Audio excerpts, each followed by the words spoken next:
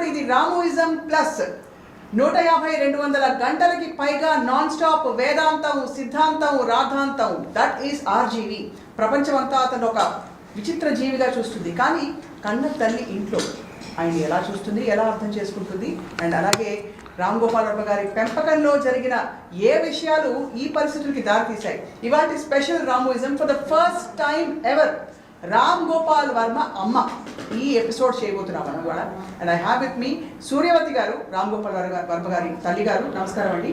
And the one and only RGV. మీ ఇద్దరిని కూర్చోబెట్టడం నాకు మిషన్ అకంప్లిష్డ్. ఓకే, ఎలా ఉన్నారు సార్? చాలా భయంగా ఉన్నా. బుద్ధిమంతుడు. ఎందుకు భయపడుతున్నానంటే నా మొత్తం లైఫ్లో నన్ను కొట్టింది మా అమ్మ ఒకరే. యా, అందుకని ఇప్పుడు తన దగ్గర ఉండి తను ఏం చెప్తే నా మీద ముట్టికాయేస్తుందా అనేది ఆ టెన్షన్లో ఉన్నాను. మీరు చాలా బుద్ధిమంతుడు. స్కూల్కి వెళ్ళే పిల్లాడు.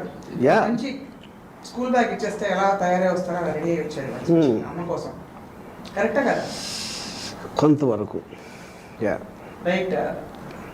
నమస్కారం. మీరు ఈ అవకాశం మాకు ఇస్తున్నందుకు thank you very much. For first time మీరు మీ అబ్బాయితో కలిసి కూర్చోవడం, మొహం ఆల్రెడీ వెళ్ళిపోతుంది. ఎలా అనిపిస్తుంది? చాలా చాలా కొత్తగా, అపురూపంగా ఉంది. ఒక గ్రేట్ ఫిలాసఫర్ అనిపిస్తుందా, లేకపోతే ఎలా చెప్పండి? Great philosopher. అవునా?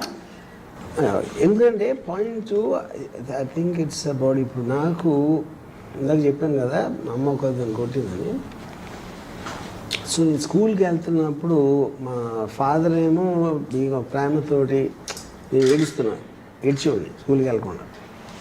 అప్పుడు అమ్మ ఏమో నాకు కొడతా ఉండేది పంపించడానికి, ఆబ్వియస్లీ ఫర్ కన్సర్న్. ఇప్పుడు సెలైన్ వదిలి ఆ నామాలు నువ్వే చెప్పలేదు. వీళ్ళు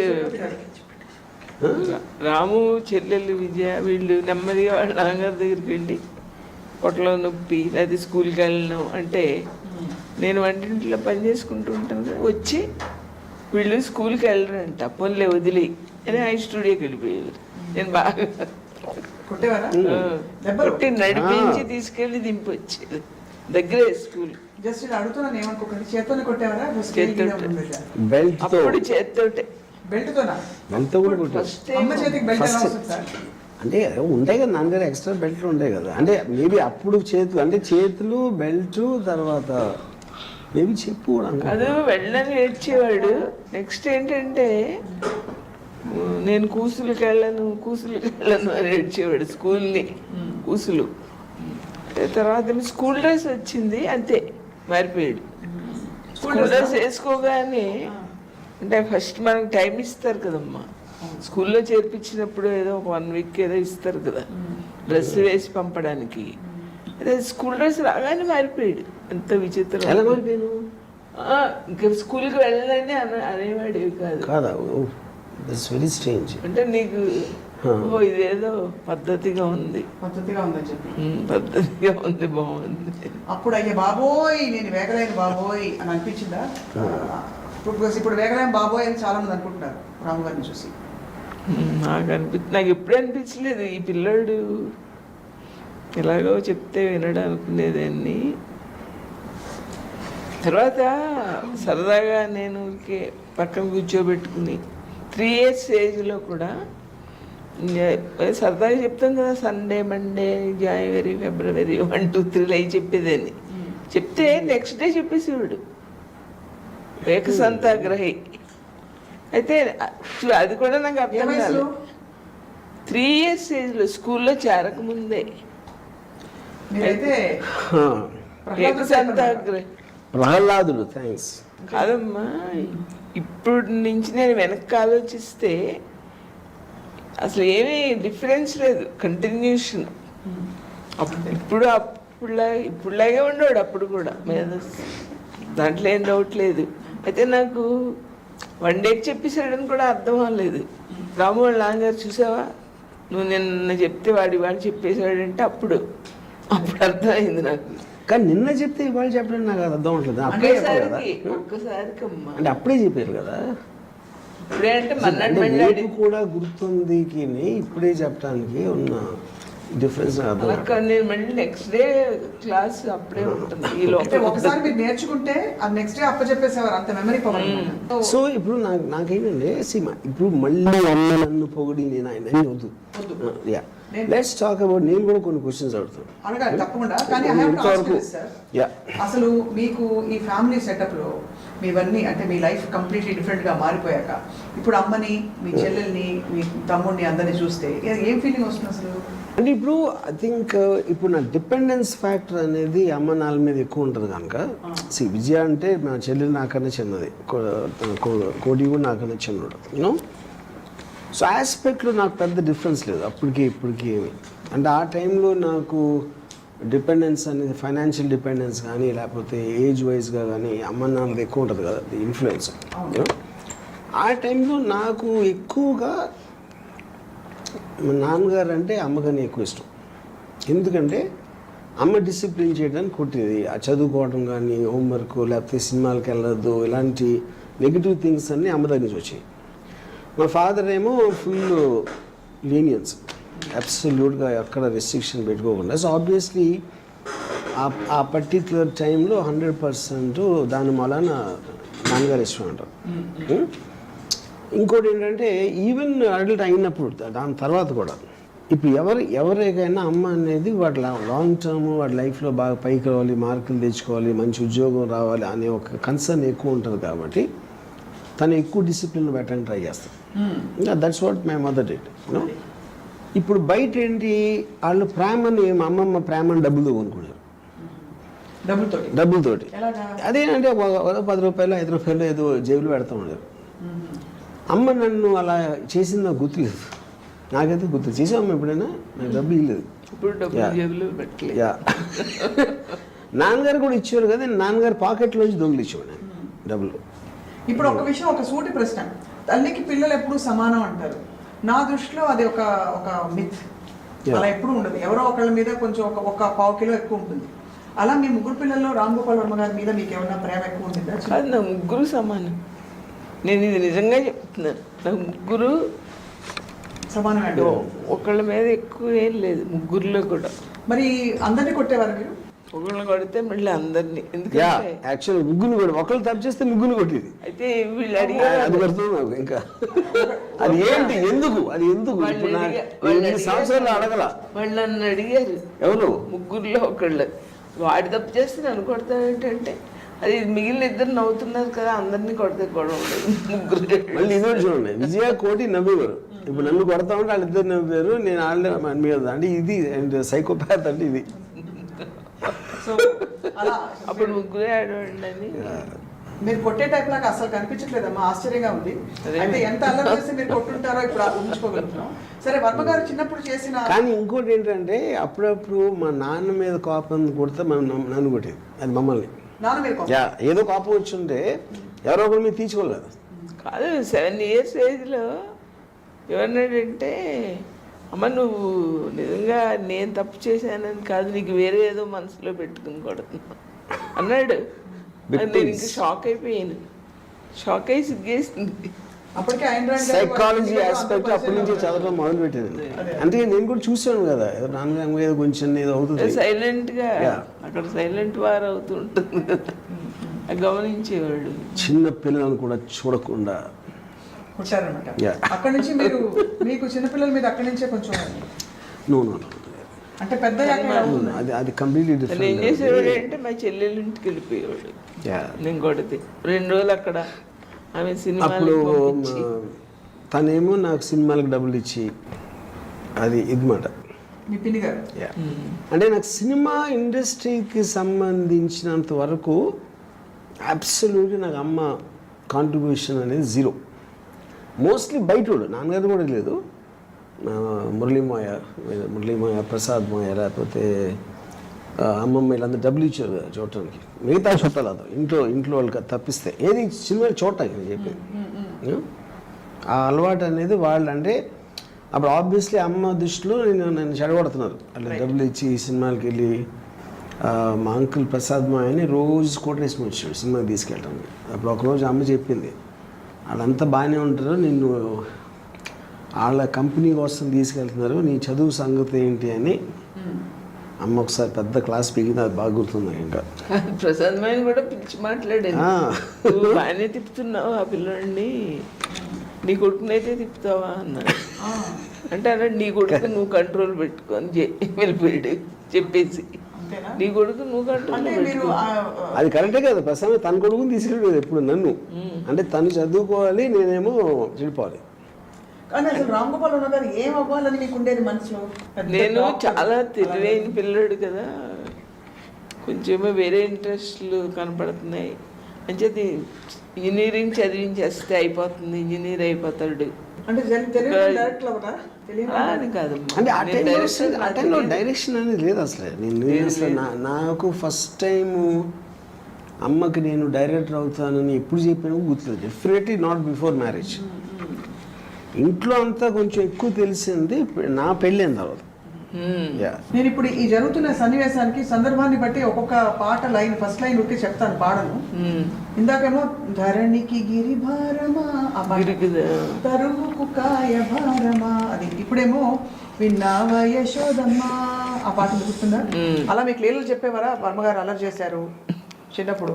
అసలు అల్లరి చేసేవాడు కాదు, తన ఇష్టాలు. తర్వాత ఎప్పుడు ఎదిరించి మాట్లాడలేదు. తర్వాత నా మీద కోపం కూడా ఉండేది కాదు. నేను ఇప్పుడంటే ఒక 20 ఏళ్ళ నుంచి అనిపిస్తాను, నన్నేమనుకునేవాడంటే అమ్మ అర్థం చేసుకోవడం లేదు, అలా లేదు, అమ్మ స్వభావం అంతే అని తను ఏమనుకున్నాడో ఆ దారిలో వెళ్ళిపోవడానికి ట్రై చేశాడు తప్ప నన్ను అసలు ఎప్పుడు కన్విన్స్ చేయలేదు, ఎదిరించలేదు, డబ్బులు అడగలేదు. తను కావాలనుకుంటే అమ్మ. ఇంకోటి ఏంటంటే ఆ టైంకి నేను అలా ఆలోచిస్తున్నాను, నువ్వు కూడా నాకు చెప్పడం మానేసావు. సో ఇప్పుడు నేను తను చెప్పింది వినకుండా నేను వేరేది చేయటానికి, తను కూడా చెప్పడం మానేసి నేను వేరేది చేయటానికి ఉన్న డిఫరెన్స్.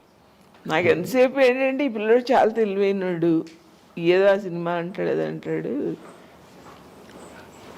స్కూల్లో టీచర్ నచ్చలేదని వాడు చెప్పడం, అప్పుడు నాకు ఇంకెంత కోపం వచ్చేస్తుంది. ఆయన ఏం బాగా చెప్పడం లేదని వాడు అని ట్యూషన్ పెట్టేశాను. ఇలా అని షార్ట్ కట్ అనమాట. ట్యూషన్ పెట్టేస్తే ఆ ట్యూషన్ ఆయన ఏం సరిగ్గా చెప్పడం లేదంటే ఇంక నాకు మ్యాక్సిమం వచ్చేసి, టీచర్ని అంటావా నువ్వు అని నేను ఎంతసేపు వేరే మూడ్లో ఆలోచించేదాన్ని. తనకి క్లాస్ ఎగ్గొట్టేయడానికి అలా అంటున్నాడు అనుకున్నాను. నాకు ఇప్పుడు ఆ టైం నుంచి కూడా ఇప్పుడు అవతల పర్సన్ నుంచి నాకు ఏదో ఒక కాంట్రిబ్యూషన్ రావట్లేదు అంటే నా టైం అంతా వేస్ట్ అయిపోయినట్టు నాకు చిరాకు వచ్చేసింది. అదే చెప్పాను నాకు, ఆ టీచర్కి ఏమీ తెలియదు, నాకేంటి చెప్పేదని. సో అది ఆబ్వియస్లీ ఆ టైంలో పిల్లవాడు వచ్చి టీచర్ కన్నా నాకు తెలుసని నేను అనకపోవచ్చు, but I'm not feeling any worth అని. అది ఇంకోటి, ఒక హాఫ్ ఇయర్లీ క్వార్టర్లీలో 90 వచ్చి, హాఫ్ ఇయర్లో 30 వచ్చి, ఇదేంటి అన్నాను. అంటే నీకు మరి రాలేదా ఈసారి క్వశ్చన్స్కి ఆన్సర్స్ అన్నాను అనేదాన్ని. అంటే కాదు నాకు వచ్చు, రాయి బుద్ధి లేదంటే ఇంక ఎంత కోపం. రాదు అంటే మనం ఎక్స్క్యూజ్ చేయొచ్చు, నాకు వచ్చు కానీ నాకు రాయాలనిపించలేదు, వచ్చేసాను. దాని వెనకాల సీక్రెట్ ఏంటంటే ఇప్పుడు మార్కులు ఎక్కువ వచ్చినప్పుడు ఆ టైంలో నేను చూడాల్సిన కొన్ని సినిమాలు ఎక్కువ వచ్చి ఉండకపోవచ్చు, ఇంక వేరే పని లేదు కాబట్టి అక్కడ రాసివ్వండి. ఎప్పుడైతే ఈ టైంలో నాకు ఎగ్జామ్ నాకు వచ్చినా కూడా ఆన్సర్ తెలిసినా కూడా జస్ట్ పాస్ మార్కులు 40 ఎంత ఉండేది, అటు 40 వస్తే చాలు అని మిగతా దగ్గొట్టి సినిమా వెళ్ళిపోయాడు. సో ఏమైంది ఆ మూమెంట్లో మీరు క్వశ్చన్ పేపర్ చూసారు? నేను ఫస్ట్ ఆఫ్ ఆల్ నేను 100% నేను ఇంజనీరింగ్ జాబ్లో ఉన్నాను నాకు తెలుసు. అప్పటికే తెలుసు, జస్ట్ ఇంజనీరింగ్ ఏదో ఫినిష్ చేయాలి కాబట్టి చేశాను. ఎట్టి పరిస్థితుల్లోనూ ఇంజనీర్గా కంటిన్యూ అవ్వనని నాకు చాలా క్లారిటీ ఉంది, which is the reason I did that. So అలా 30 తెచ్చుకుని మీకు నామోషిగా ఉండేది కదా వచ్చి ఒకసారి 30 ఒకసారి 90. ఇప్పుడు నేను కొన్నిసార్లు అంటే నేను రిగ్రెట్ అయ్యేది చాలా తక్కువ సార్లు. ఇప్పుడు నాకు డొనేషన్ కాయిల్ చేర్పించారు ఆఫ్ కోర్స్ మాకున్న ఫైనాన్షియల్ ఆస్పెక్టు అది. సో నాన్నగారు ఏదో కష్టపడి ఇది మన ఏముంటుందని జనరల్ ఎగ్జామ్ ఉంటుంది కదా JNTU వాటికి ఎంట్రన్స్ ఎగ్జామ్ రాసి నేను వచ్చి ఫాదర్తో ఏం చెప్పానంటే నేను పాస్ అయితే అందరూ పాస్ అవుతారు అంటే అంత చెత్తగా రాశాను అని గొప్పగా చెప్పాడు. అది చాలా స్టూపిడ్ థింగ్ టు సే. ఎందుకంటే ఎస్పెషలీ ఇప్పుడు అక్కడ సీట్ రాదని తెలుసు కాబట్టి ఇప్పుడు మా ఫాదర్ ఎలాగోలా చేసి ఆ డబ్బు he has to gather money నాకు డొనేషన్ కట్టడానికి. అంత సింపుల్ థింగ్ కూడా తట్టింది కదా కొన్నిసార్లు. బట్ ఇప్పుడు నేను అలా చెప్పడానికి నేను ఆల్రెడీ నో బ్యాకప్ అయ్యి అవతల వాళ్ళు ఏమనుకుంటారు ఏంటి అనేది. This I'm talking about intermediate టైంలో. బట్ అలవాటు ఎప్పుడు ఉండేది నాకు గబుకి చెప్పేయటం అంతా. సో ఇన్ కాంట్రాస్ట్ పేరెంట్స్ ఇద్దరిలో మీకు ఎలా అనిపించేవారు డిఫరెంట్గా నాన్న అమ్మ? అంటే నేను బీటెక్ ఆ టైంకి వచ్చే టైంకి నాకు అసలు అమ్మ ఎప్పుడు నా అమ్మతో నేను మాట్లాడటం అమ్మ నన్ను అడగటం అనేది నాకు ఎక్కువ గుర్తులేదు. Because I was so much heavily into Vijayawada గ్రూపిజము లేకపోతే ఈ అలగా రౌడీలతో తిరగటం ఇలాంటివి చేసేవాడిని ఆ టైంలో నేను. దానివల్ల నాకు ఇంటరాక్షన్ అనేది నా చిన్నప్పుడు ఉన్నంత నేను అమ్మతో ఎక్కువ ఉండేది కాదు, అట్లీస్ట్ నా మెమరీలో. అప్పుడు ఒకసారి నాన్నగారికి లెటర్ వచ్చింది ఇంజనీరింగ్ కాలేజ్ మీ కూడా ఇక్కడ గ్యాంగ్ ఫైట్స్లో అట్లో ఉంటున్నాడని. మరి అప్పుడు నాన్నగారేమో నేను చెప్తే తప్పితే తెలుసుకోలేనంత ఫూలు కాదు నువ్వు, కానీ మనమేమో చదువు మీద ఆధారపడి బతుకుతున్నాం, అది ఒకసారి గుర్తుంచుకో, తర్వాత నీ ఇష్టం అని చెప్పారు. మరి అమ్మ నాన్న దాని గురించి నేను మాట్లాడే తెలియదు. నేను కృష్ణరాజు గారు మీరు వెళ్ళి మాట్లాడరండి ప్రిన్సిపాల్తో లెటర్ వచ్చింది కదా అంటే నేను వెళ్ళి అక్కడ చేతులు కట్టుకుని నా కొడుకు గురించి చెప్పాలా, వాడికి మనం చెప్పకపోతే తెలియంది ఏం లేదు, నేను వెళ్ళను. తర్వాత కాలేజ్ ప్రిన్సిపాల్ మా ఫాదర్ ఫ్రెండ్స్ ఆయనకి స్టేషన్లో ఏదో కనపడ్డారంట మా నాన్నగారు. అయితే మీ మనవడు ఇలాగ రావడం లేదు క్లాసెస్కి, సరిగ్గా లెటర్ వచ్చింది. మళ్ళీ మా నాన్నగారికి ఆయన కనపడారు.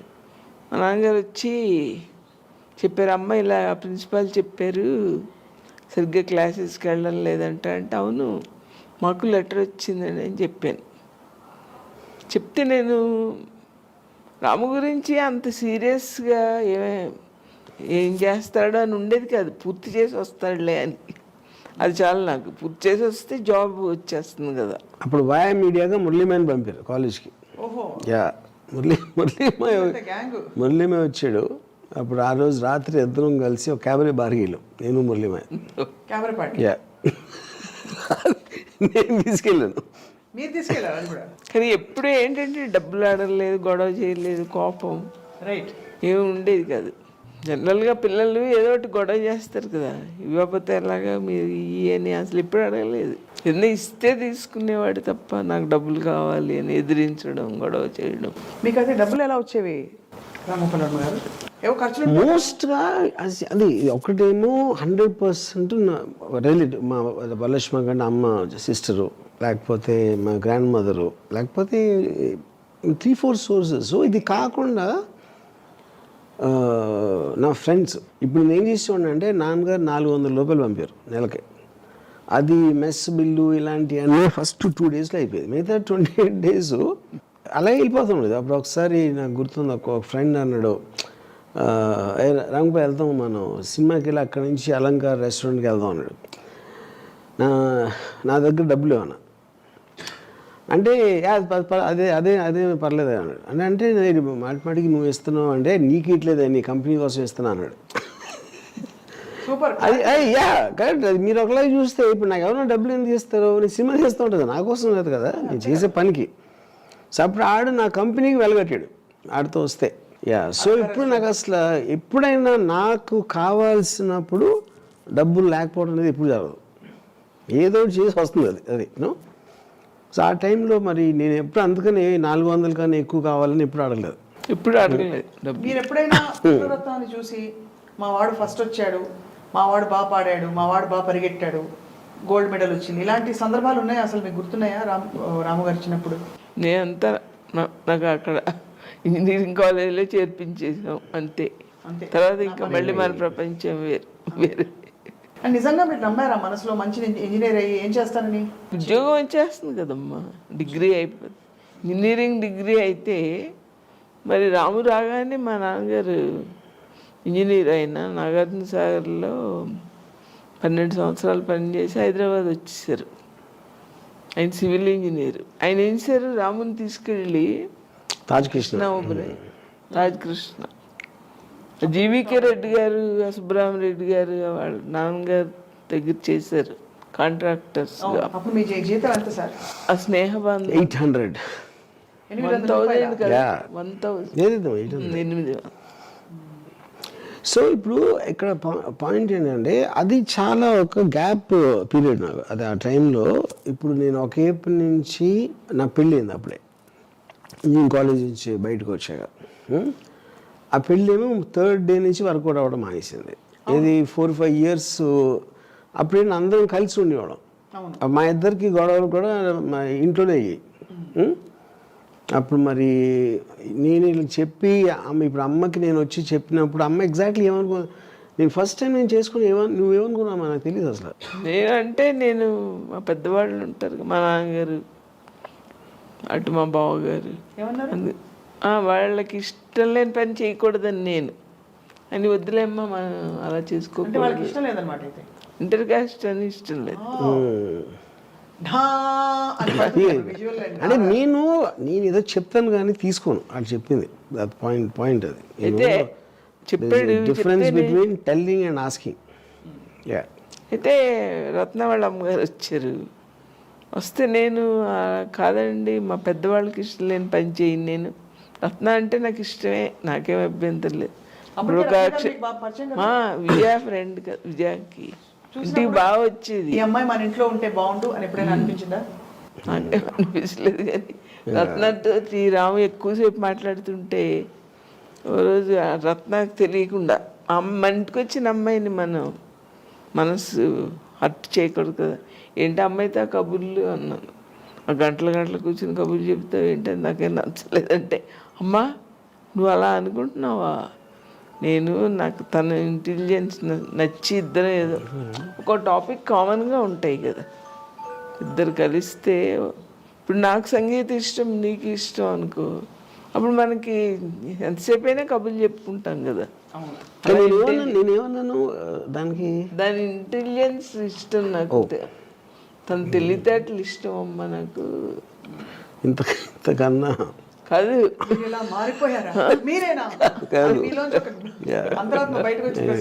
పైగా నీకు చాలా అందమైన అమ్మాయి అదే వస్తాయి కదా, చేస్తాను వద్దమ్మా నువ్వు చేసుకోకుంటే. అందరూ ఏం చేసుకుంటారమ్మా, అన్నం తీసి జేబులో పెట్టుకోవాలి, తెలివి ఉంటేనే బాగుంటుంది. అంటే ఆ రోజుల్లో ఇంకా హార్ట్ రొమాన్స్ లేకపోతే అలాంటివి ఉండి మీరు ఇప్పుడు లాల్చి పైజమా వేసుకున్నారు, మెదిలిన లేత కావాలి. జానోదయం అవ్వక ముందు ఉన్న భావాలు అన్ని జేబులో పెట్టుకుంటారా, అందం తీసుకుని జేబులో పెట్టుకోవాలి, అమ్మాయి ఎంత ఇంటెలిజెన్స్ అన్నాడు. మంచి ఫీచర్స్, మొహం కళగా ఉంటుంది. సో అప్పుడు వీళ్ళందరూ చెప్పిన తర్వాత వద్దు అని చేసుకున్న తర్వాత 3వ రోజు ద మ్యారేజ్ ఫెయిల్డ్. 3వ రోజు అంటే ఇదేంటంటే మనం ఇమేజెస్, అంటే ఇప్పుడు ఒక ఫ్రీడమ్ స్ట్రాంగ్ ఇండిపెండెంట్ వీళ్ళు ఉన్నాడు ఎవ్వడు కూడా పెళ్ళి ఉండలేడు. అది తెలుసుకోలేకపోవటం అనేది నా తప్పు. అది నేను నా రత్నాకరణ ఇంట్లో అని అనుకుంటాను, అది నేను అర్థం చేసుకోవాల్సింది. అది అందుకని ఐ రిగ్రెట్ దట్. ఇప్పుడు రత్న గారి కంటే ముందు అమ్మ పక్కింటి పరిమళ చాలా బాగుందని కానీ, ఎదురింటి వెంకటలక్ష్మి చాలా బాగుందని కానీ నేను మా అమ్మతో చెప్పటం అలాంటి అసలు గర్ల్స్ గురించి టాపిక్ వచ్చారు అమ్మతో. నాకు అర్లియస్ట్ ఏం గుర్తుందంటే అంటే నాకు ఏజ్ నాకు గుర్తు రావట్లేదు. మా అమ్మ మా సృష్టిలో అన్నిటికన్నా అందమైంది ఆడది అని ఎవరితో చెప్తాను, అది గుర్తుంది నాకు. అప్పుడు నాకు అర్థం అవ్వలేదు అసలు చెప్పింది, ఎందుకంటే ఆబ్వియస్లీ నాకు సెక్షువల్ అవేకనింగ్ వచ్చి ఉండకపోవచ్చు, అందుకని చాలా యంగ్ అనుకోండి. ఫస్ట్ టైం అది అక్కడ గుర్తుంది నాకు.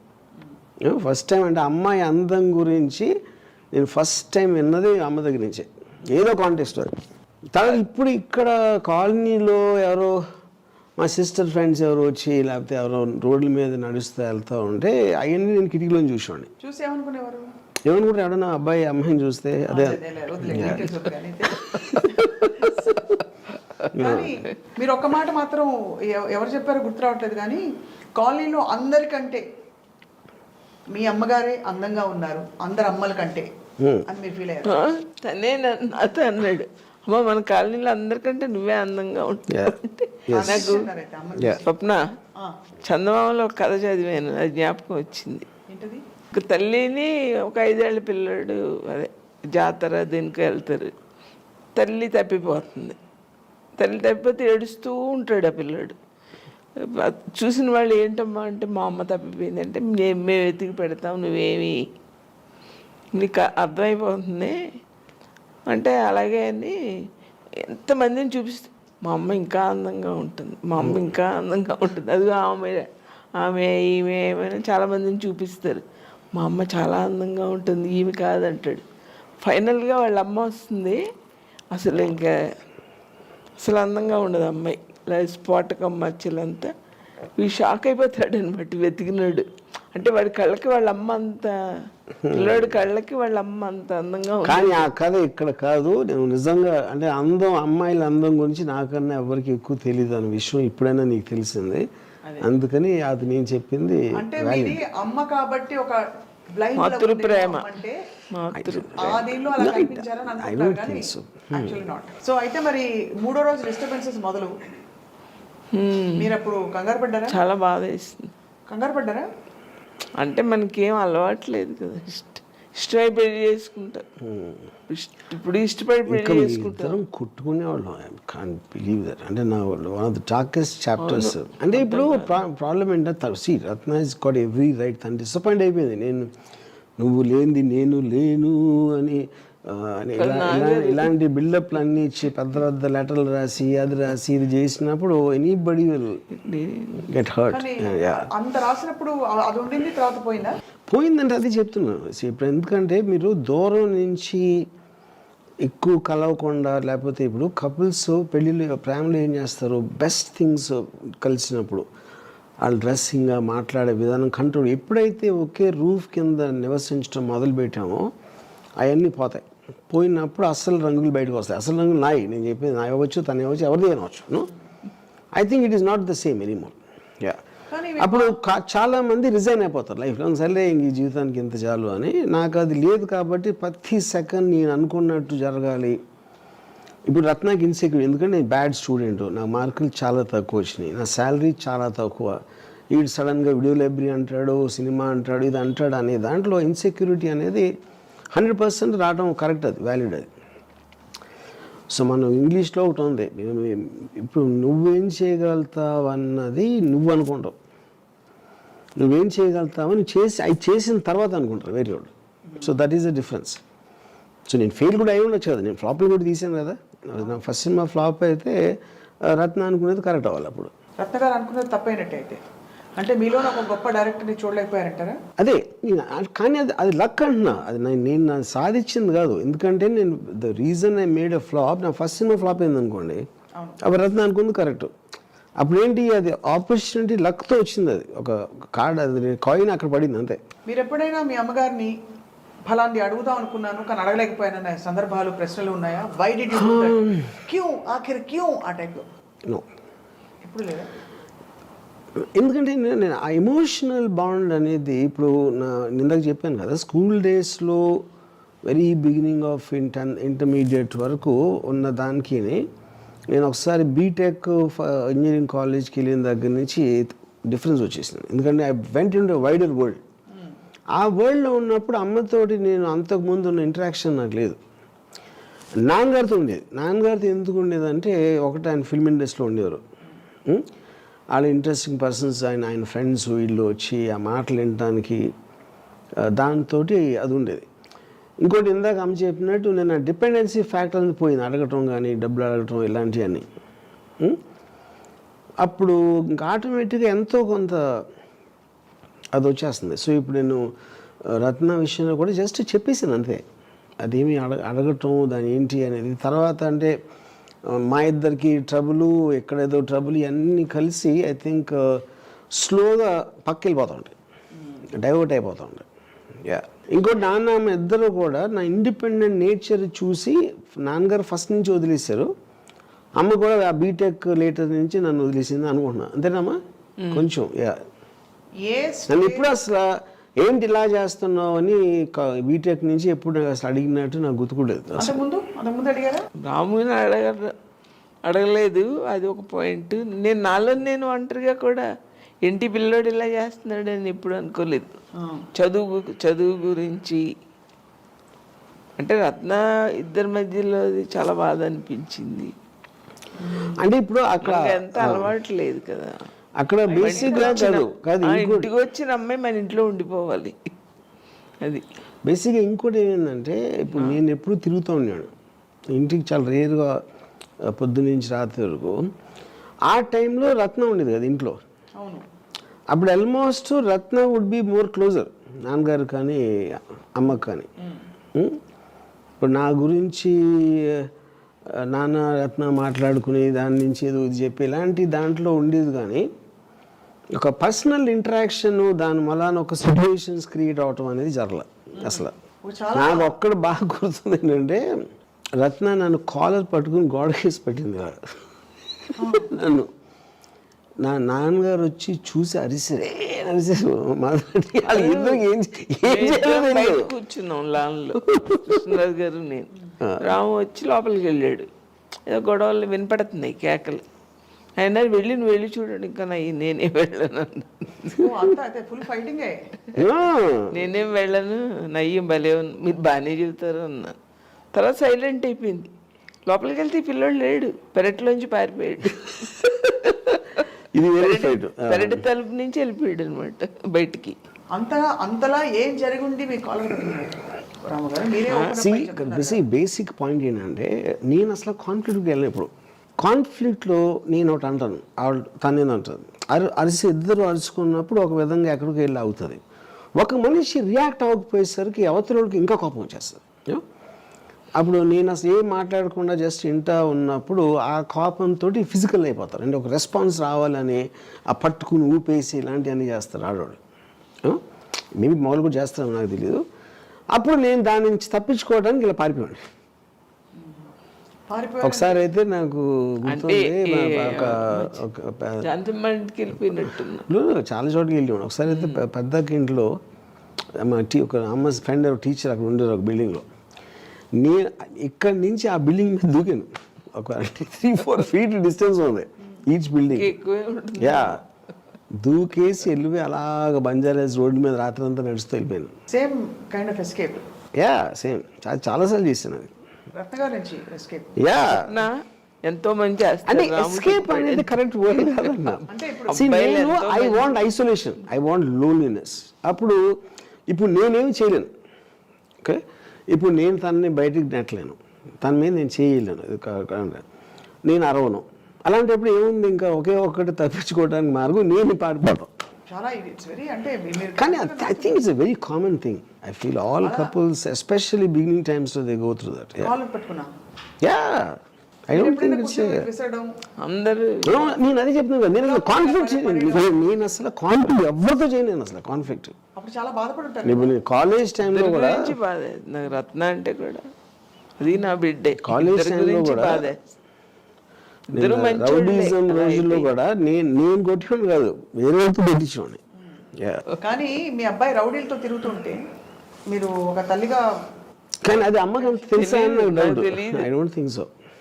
నాకు తెలియదు, వేరేగా మురిసిపోయేదండి. అవి రాము ప్రొఫెసర్స్ ఇంజనీరింగ్ కాలేజీ కరాటే, తన దగ్గర కరాటే నేర్చుకుంటుంటే అబ్బాయి నా కొడుకు దగ్గర వాళ్ళు నేర్చుకుంటున్నారు. మీరు కరాటే నేర్పగలరా రౌడీలకి? రౌడీలు కాదు, స్టూడెంట్స్కి. సో అది చూసి మీరు మురిసిపోయేవారు. ఆ ఫోటో తెచ్చి చూపిస్తే అబ్బా. తర్వాత ఎవరో కూడా చెప్తారు కదా, అదేంటమ్మా వాళ్ళ లెక్చరర్సే వాడి దగ్గర కరాటే క్లాస్ ఇద్దరు వచ్చారు లెక్చరర్స్ కూడా. రాము గారిని చూసి బాగా ఎంబారస్ అయిపోయిన సందర్భాలు అప్పుడు వచ్చాయన్నా? అది ఎప్పుడూ లేదు. ఎప్పుడు లేదా? అంటే చాలా స్మూత్గా ఉండి ఏమి కోపాలు ఉండవు, స్మూత్గా ఉంటాడు, డబ్బులు కావాలని అడగడు. మీకు ఎప్పుడైనా ఏమైనా కొనిపెట్టారా? నేనా? చాలాసార్లు. నేనా? మురిసిపోతున్నారు చూడండి. గుర్తులేదు. మీరేమో అలా ఫస్ట్ టైం భయపెట్టిస్తారు అందరి ముందు. అది ఫస్ట్ టైం నాకు జ్ఞాపకం. ఆ కృష్ణాబ్రాయిల్లో జీతం ఇస్తే అప్పుడు ఎంత చక్కగా మా అమ్మకి డబ్బులు ఇచ్చి చీర తెమ్మని తెచ్చి నాకు ఇచ్చాడు. అమ్మమ్మ మీరు తెండి, అమ్మకి ఇస్తాను. నేను మర్చిపోను ఇప్పుడు చూస్తున్న తల్లులందరూ యా, టీవీ ముందు కూర్చుని లేదా మొబైల్ ముందు కూర్చుని చాలా అద్భుతం. అంటే నార్మల్ థాట్స్ అప్పుడు ఉండేవి, అక్కడి నుంచి మీరు మారిపోయారు. అబ్నార్మల్గా అవ్వకముందు. మీరు ఎప్పుడైనా ఏదైనా అడుగుదాం కానీ అడగలేకపోతున్నానని ఉన్న ప్రశ్నలు ఏమైనా ఉన్నాయా? నాకు ఒకే ఒక్కటి, రాము ఇంత మేధావి కదా, తనకి పెళ్ళి సూట్ అవ్వదని ఎందుకు తెలియలేదో అనుకుంటున్నా. అది నాకు తెలియదు. అదే ఇప్పుడు ఇప్పటికి కూడా ఇంత మేధావి, ఫ్యూచర్ తెలుసు తనకి, ఫ్యూచర్ అర్థమైపోతూ ఉంటుంది. పెళ్ళి తనకి సూట్ అవ్వదని ఎందుకు తెలియలేదా అని ఇప్పటికి కూడా ఈ నిమిషం కూడా నాకు అది రత్నాగా, అది ఏ అమ్మాయి అయినా పెళ్ళి అసలు తనకి సూట్ అవ్వదు. ఎప్పుడు నేను నోటీస్ చేసింది ఏంటంటే, రత్న గారు మీ ఇంటి వాళ్ళతో చాలా, మీరు అందరితో ఇంట్లో అమ్మాయిలాగే ఉంటారు, ఇంకా కూడా చాలా ఫ్రెండ్లీగా, చాలా క్లోజ్గా, మీరు ఆ గౌరవం ఇస్తారు. ఇది రాముగారు మూలానా లేకపోతే మీరు స్వతహాగా మీ మూలాన రాముగారు అలా ఉన్నారా? నేను తనకి చెప్పాను, రాముకి నీకు మధ్యలో నేనేమి చేయలేనమ్మా, నాకేం సంబంధం లేదు, నువ్వు మాత్రం ఎప్పుడు నువ్వు నేను ఫ్రెండ్స్గా ఉందాం, నువ్వెప్పుడు రా ఇంటికి, నువ్వు ఎప్పుడు రాలంటే అప్పుడు రా అని. రాము కూడా ఏంటంటే తనకి ఇష్టమే, ఏమీ తెలియనట్టు ఉంటాడు అంతే. అంటే ఇప్పుడు నేను కలిసి అది అమ్మ చెప్పింది కరెక్ట్. ఇప్పుడు ఒకళ్ళు కొన్న ప్రాబ్లమ్ని ఆ ప్రాబ్లం మళ్ళీ మన ఎత్తి మీద తెచ్చుకోకూడదు. అది వాళ్ళిద్దరి personal thing. That is what I respect. మా సిస్టర్ విజయ కూడా చాలా క్లోజ్ అవుతున్నాయి ఇప్పుడు కూడా, maybe the best friends. So నాది దాంట్లోకి తీసుకెళ్ళరు ఆ బ్యాగేజ్ని. స్వప్న ఏ విషయంలో అయినా తనని మనం మంచినీళ్ళు కూడా తాగించలేం. అలాగే మన విషయాల్లో ఎంత పెద్ద విషయం అయినా కల్పించుకోడు, ఫ్రీ. అంటే నాకు ఇష్టమైనట్టు నేను ఉంటాను అనుకుంటాడు. అమ్మ, చెల్లెలు, తమ్ముడు, ఎనీబడి. తన విషయంలో నువ్వు మంచినీళ్ళు అడిగినా కూడా తప్పే.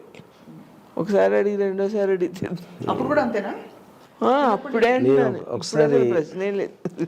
నేను ఒకసారి ఇప్పుడు ఈ అన్నం తింటా ఉంటే ఏదో వదిలేసాను కొంచెం ఫుల్గా తినకుండా. అప్పుడు అమ్మ ఏమో ఇలాగా ఎంతమంది తిండి లేకుండా ఉంటారో తెలుసా నీకు అది అంటే, మనం ఎంత నష్టం తీసుకొస్తున్నాం ఇలా అన్నం వేస్ట్ చేయటం వల్ల అంటే. నేను అన్నాను అమ్మ, అసలు యాక్చువల్గా అన్నం ఎంత వేస్ట్ చేస్తే అంత దేశానికి ఉపయోగం అని చెప్పాను. ఎందుకంటే ఇప్పుడు లెక్క ప్రకారం నేను 200 గ్రాములు, సపోజ్ ఇక్కడ 400 గ్రాములు ఉంది ఫుడ్, నేను 200 గ్రాములు వేస్ట్ చేశాను. నువ్వు 200 గ్రాములే వండి పెట్టావంటే అప్పుడేంటి, ఆల్రెడీ ఇంకా నిల్వ ఉంది, నువ్వు మళ్ళీ పెడతావు. అది ఇవి 400 అయిపోయింది కాబట్టి నువ్వు మళ్ళీ కొట్టుకెళ్ళి కొనుక్కోవాలి. ఆ కొనుక్కున్న దానికి డిమాండ్ పెరుగుతుంది రైతులకి, అప్పుడు వాళ్ళకి ఎక్కువ డబ్బులు వస్తాయి. దానివల్ల దేశం అంతా సుభిక్షంగా ఉంటుంది, ఎంత అన్నం వేస్ట్ అయితే అంత సుభిక్షంగా ఉంటుంది అని చెప్పాను. తప్పని నెత్తిమీద కొట్టింది. ఎందుకంటే మీ లాజిక్కి ఆన్సర్ చెప్పలేనప్పుడు వైలెన్స్లోకి దిగుతారు ఎవరైనా. అంతే మరి. ఇప్పుడు ఎకనామిక్స్ అది ఏంటి అనేది నా పక్కన పెట్టండి, ఇప్పుడు చెప్పింది దానికి. కానీ స్కూల్లో ఉన్నప్పుడు చెప్పేది లాజిక్ నేను. పర్ఫెక్ట్ లాజిక్ కదా. సో బట్ ఎప్పుడు ఏనాడు యూ డోంట్ రిమెంబర్ ఎనీథింగ్ అమ్మ చేసిన వంట కానీ, ఇవన్నీ చాలా మనకి సెంటిమెంట్తో ముడిపడి ఉన్న విషయాలు, ఎస్పెషల్లీ ఇండియాలో అమ్మ చేసిన. అంటే ఇప్పుడు ఎందుకంటే ఒక్కటి నేను ఫుడీ కాదు కనుక నేను అంత, అంటే ఇప్పుడు చిన్నప్పుడు ఉన్న అదేంటి హల్వాలు లేకపోతే వాట్ ఎవర్, అంటే అందరూ ఇప్పుడు నాకు బాంబే నుంచి వచ్చిన వాళ్ళు కూడా ఎప్పుడైనా ఇంటి నుంచి ఫుడ్ వస్తే అందరూ సూపర్ సూపర్ అంటారు, ఇంటి నుంచి వస్తుంది కదా. కానీ నేను పర్సనల్గా ఫుడ్ అనేది అసలు ఎప్పుడు కేర్ చేయలేదు చిన్నప్పటి నుంచి. అసలు చిన్నప్పుడు 5-6 సంవత్సరాలు అన్నం తినలేదు, పాలు తాగేసి. నేను కూడా ఏం చేయాలో తెలియక ఒక గ్లాస్ పాలు ఇచ్చేసేదాన్ని, రోజుకి 5-6 సార్లు పాలు ఇచ్చేసేదాన్ని. పెద్దవాళ్ళు మా అమ్మ నాన్నగా తిట్టేవారు, ఆ పిల్లడికి అన్నం పెట్టకుండా పాలు ఇచ్చేయడం ఏంటి. మరి నేనేం చేయాలి తినకపోతే అది తిప్పి తిప్పి పెట్టడాలు అవి ఏమి అదే యోగి. మా అమ్మ డిఫరెంట్గా నాకు జోలపాటు అయితే పాడలేదు ఇప్పుడు నాకు గుర్తుంది. మీరంత తీవ్రంగా మాట్లాడినప్పుడు చాలా మంది ఏమనుకున్నారంటే మీ అమ్మగారు కొంచెం తెరపైకి వచ్చిన తర్వాత అంటే ఆఫ్టర్ ఆల్ దిస్ స్టార్టెడ్ ఓహో ఈయనకి అమ్మగారు ఉన్నారు, నార్మల్ అమ్మగారు అని కొంచెం ఆశ్చర్యపోయారు అందరూ. అంటే మీరు అప్పుడు తీవ్రంగా చాలా విషయాలు అంటే వాళ్ళ అమ్మ పెంపకంతో ఇలా పెచ్చగా తయారయ్యాడా అనే అనుమానం కొంచెం, ఈ ఒక్కడే తెంగరోడు వాళ్ళు కాదు మాట అని క్లారిటీ వచ్చింది కొంచెం. అంతేగా అంతే. సో వెన్ యూ అనౌన్స్డ్ ఇంకా విడిపోతున్నామని చెప్పి అప్పుడు కన్విన్స్ చేయాల్సి వచ్చిందా? ఐ థింక్ ఆల్రెడీ తెలుసు, చూశారు కదా ప్రాసెస్. చూసినప్పుడు ఐ థింక్ ఆటోమేటిక్గా they realize this is not going to work అనేది. అండ్ అదే ఐ థింక్ దాని తర్వాత కూర్చుని నేను వాళ్ళకేదో చెప్పి అవన్నీ ఏమి జరగల. రామ్ గోపాల్ వర్మ గారు అమ్మాయిల పిచ్చి అని 100 సార్లు చాటి చెప్పారు ఇంటర్వ్యూల్లో, బయట, అన్ని విధాలు. మీ మనసుకి ఏమనిపిస్తుంది? నాకు రాము తెలుసు కదా, నాకు అసలు ఏమనిపించదు. అంటే తెలుసు అంటే నేను చెప్పనా ఇంకో ప్రపంచం, నాకు తెలిసిన ప్రపంచం ఎంతో క్రూయల్గా ఉంటారు మగవాళ్ళు. పైకేమో పెద్ద మనిషిలాగా, దానికంటే ఏదో చెప్తాడు అంతే. తనేమో ఎవరికి హాని చేయడు, ఎవరిని ఇబ్బంది పెట్టాడు, అది నాకు తెలుసు, నా మనసుకి తెలుసు. ఇప్పుడు రంగీలా సినిమా ఉన్నప్పుడు నాకు అమ్మాయి ఎంతో అందంగా కనపడింది, అమ్మాయిని చాలా అందంగా చూపించాడని. నెక్స్ట్ ఇంకోటమ్మా, ఇప్పుడు మన ఇళ్ళల్లో కూడా అమ్మాయిని అందమైన కోడలు తెచ్చుకోవాలి అంటారు కదా. అంటే అందమైన అమ్మాయి ఇంట్లో తిరుగుతుంటే ఇల్లు కలకలలాడుతుందని, అంతే కదా. ఎవరు అందమైన కూతురు కనాలని ఎవరిని నేను వినలేదు. ఉండాలని అనుకోవచ్చు, అది వేరే సంగతి. అంటే నిజమే కదా, ఒక అమ్మాయి వచ్చి లక్షణంగా అందమైన అమ్మాయి తిరుగుతుంటే మరి ఇల్లు కలకలలాడుతూ ఉంటుంది కదా. కానీ నేను ఒకటి చెప్తాను, నేను ఫస్ట్ టైం నేను నా కెరీర్లో రంగీలా సినిమాలో హీరోయిన్ని ఎక్స్పోజ్ చేశాను, బికినీలు ఇలాంటివన్నీ చేసాను. ఆ టైంలో నేను తీసినప్పుడు మాకు ఎల్డీ ప్లేయర్ ఉండేది. నేను అమ్మని అబ్జర్వ్ చేస్తే అది one of the main reasons why did that. నేను ఉర్మిళని ఒప్పించగలటానికి కూడా రీజన్ అదే, ఆ టైంలో క్లోజ్ చేసుకోవడానికి. ఇప్పుడు సర్కైలో ఖట్యా లాంటి డేవిడ్ ధావన్ సినిమాలో మన పేరేంటి, కరిష్మా కపూర్ ఒక హార్డ్ సరే కైలో ఖట్టియా జాడ, ఆ kind of hard expressions mini స్కర్ట్లు వేసుకున్నప్పుడు అమ్మ ఎక్స్ప్రెషన్లో ఇలా కొంచెం మొహం చెట్లు చూసేది. నేను సింగింగ్ ఇన్ ద రెయిన్ లాంటి ఎల్డీ పెడితే దాంట్లో టెక్నికల్గా ఎక్స్పోజర్ చాలా ఎక్కువ ఉంది, అది మాత్రం ఫుల్ స్మైల్తో చూసేది. అప్పుడు నాకేమనిపించిందంటే వాళ్ళు ప్రైడ్ తీసుకున్నప్పుడు, కరిష్మా కపూర్ ప్రైడ్ తీసుకోవట్లా, ఏదో కమర్షియల్ సినిమా చెయ్యాలి కాబట్టి చేస్తున్నాం, ఆ వల్గారిటీ లిరిక్స్ చేయటానికి అది మొహంలో రిఫ్లెక్ట్ అయ్యేది. అప్పుడు నేను అమ్మ ఎక్స్ప్రెషన్ బట్టి నేను ఊర్మిళకి చెప్పాను, నీలో ప్రైడ్ తీసుకుంటే నీకున్న బాడీకి అది అలా రిఫ్లెక్ట్ అవుతుంది, నీకు నచ్చినప్పుడు నువ్వు చేసినప్పుడు ఇలా రిఫ్లెక్ట్ అవుతుంది వల్గర్గా. కాన్ఫిడెంట్గా ఉంటే అమ్మాయి మినీ డ్రెస్ వేసుకుని, ఆ కాన్ఫిడెంట్ అసలు ఎంత కవర్ చేసేస్తుందో మనకేమనిపించదు, ఇబ్బంది అనిపించదు, ఏమనిపించదు అసలు ఆ కాన్ఫిడెంట్ లేకపోతేనే. కానీ ఇది తెర మీద అమ్మాయిల గురించి మీరు చెప్తున్నారు. అమ్మాయిల పిచ్చి అంటే నేను అసలు అమ్మాయిల్ని అంటే కేవలం అంటే వాళ్ళని, నాకు అమ్మాయి ఫ్రెండ్స్ ఉండరు, నాకు అమ్మాయిలు అంటే I mean there only one thing man and women should meet, ఇలాంటి స్టేట్మెంట్ చేస్తుంటారు. అప్పుడు మీకు ఇబ్బంది అనిపించదా? రామ్ గోపాల్ వర్మ గారు అంతే అంటారా? ఆయన ఎప్పుడైనా మీరు శోధించారా ఈ విషయం? నాకు అసలు ఎప్పుడు అది ఆ విషయం నాకేమీ అసలు ఇంపార్టెంటే అనిపించలేదు. ఇప్పుడు సడన్గా తట్టింది ఏంటంటే, ఇప్పుడు ఫస్ట్ టైం నేను అమ్మాయి అందం గురించి అమ్మ దగ్గరేనా, ఇందాక చెప్పాను కదా ప్రపంచంలో అత్యంత అద్భుతమైన అందం అని ఉట్టి స్త్రీలో ఉంటుందని మా అమ్మ చెప్పింది ఎవరికో, అది నేను విన్నా. ఇప్పుడు కూడా నేను అమ్మని చూసినప్పుడు ఒక రంగీలాలో ఊర్మిళ కానీ లేకపోతే ఏదో వేరే హీరోయిన్, అమ్మ ఎప్పుడు మెచ్చుకుంటుంది. అది తను ఏంటి మనం బికినీ వేసుకుందా లేకపోతే చీర కట్టుకుందా అని అందరినీ అందంగా చూస్తుంది అంతే. సో ఐ థింక్ అమ్మాయిల అందం గురించి వచ్చిన నాకు అది మా అమ్మ నుంచి వచ్చిందని ఇప్పుడే అనుకున్నా. సో ఈసారి నుంచి నన్ను బ్లేమ్ చేయొద్దు. రాము ఫస్ట్ గర్ల్ ఫ్రెండ్ నేనే. ఎస్, ఎందుకంటే నన్ను నన్నేమి హింసించకుండా బటన్ వేలు కింద పెట్టకుండా నా ఇష్టం వచ్చినట్టు జీవించడానికి నాకు ఒక ఫ్రీడమ్ ఇచ్చింది. యా. సో అలా కదమ్మా, ఇప్పుడు ఒక అమ్మాయి గురించి మాట్లాడుతున్నాం, అవతల పర్సన్ మెచ్యూర్డ్ పర్సన్ అనుకో మనకేమీ అనిపించదు, ఫ్రీగా మాట్లాడతాం కదా. అదే సగం సగం కొంచెం కొంచెం నాలెడ్జ్ తెలిసిన వాళ్ళతోటి మనం ఫ్రీగా మాట్లాడలేం, అంతే కదా.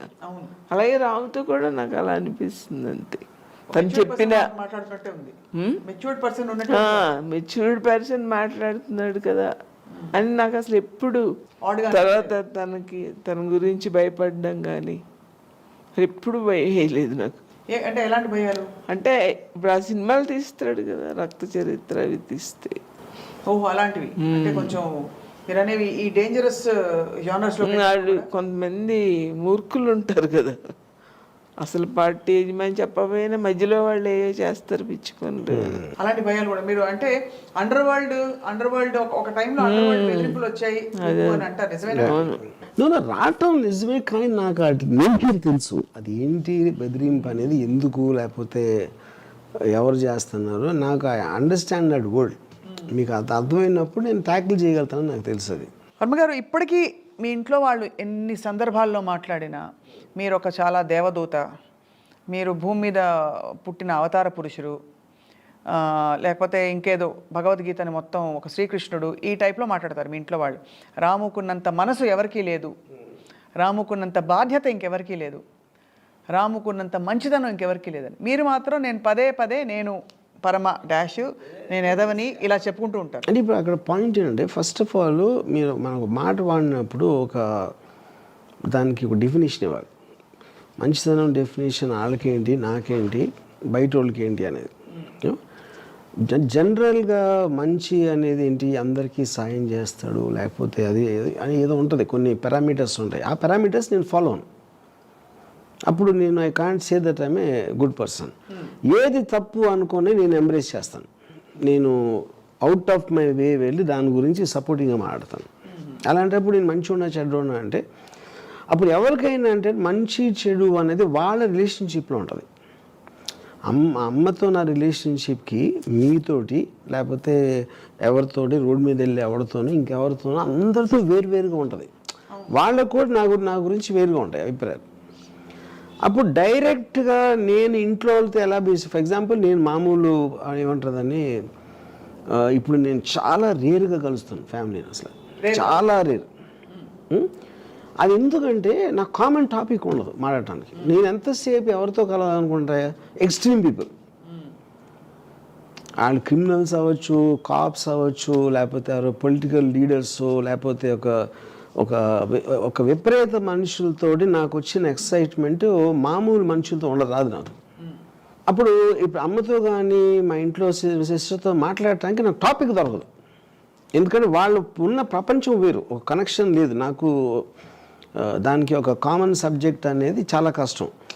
అప్పుడేంటి, నాకు జనరల్ ఎమోషన్స్ అసలు నేను పట్టించుకున్నాను. ఆడేంటి ఇలా అయిపోయాడు అంటే, ఇప్పుడు ఎవడ మానాడు పోతాడని ఫిలాసఫీ ఉంది కాబట్టి వాళ్ళకి ఇంటరాక్షన్ ఉన్న వేరే మనుషుల గురించి కూడా నాకు ఇంట్రెస్ట్ ఉండదు. మా అయితే 10 నిమిషాలు 15 నిమిషాలు వాళ్ళు ఏంటి వీళ్ళు ఏంటి నాకు అయిపోతుంది, టాపిక్ అయిపోతుంది అంతే. యా.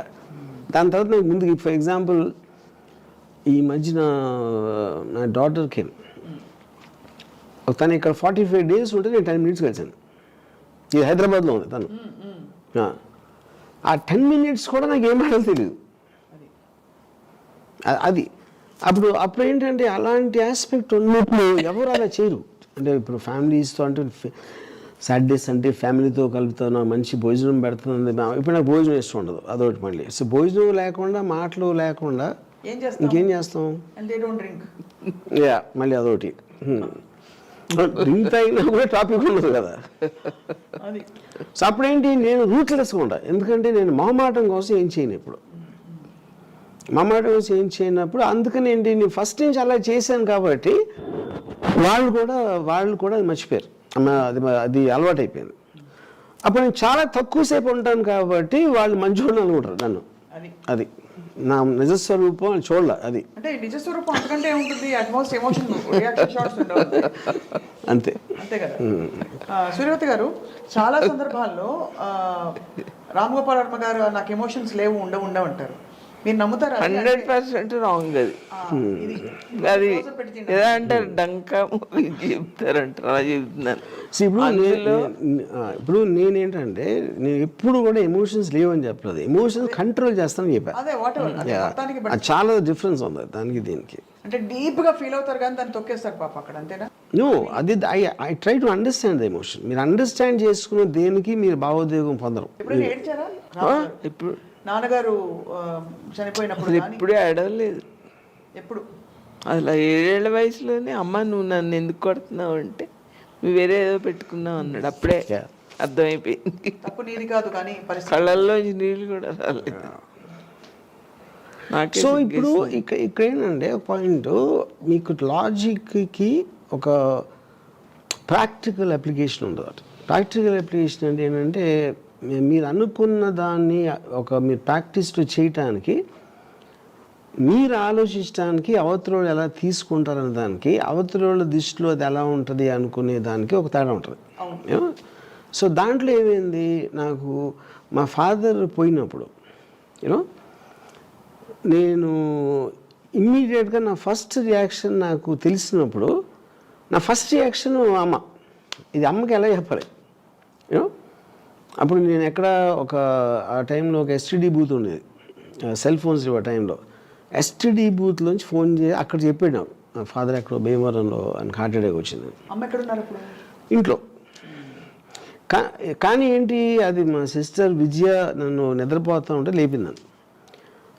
బుజ్జి ఫోన్ చేసాడు అర్జెంటుగా నీతో మాట్లాడాలని.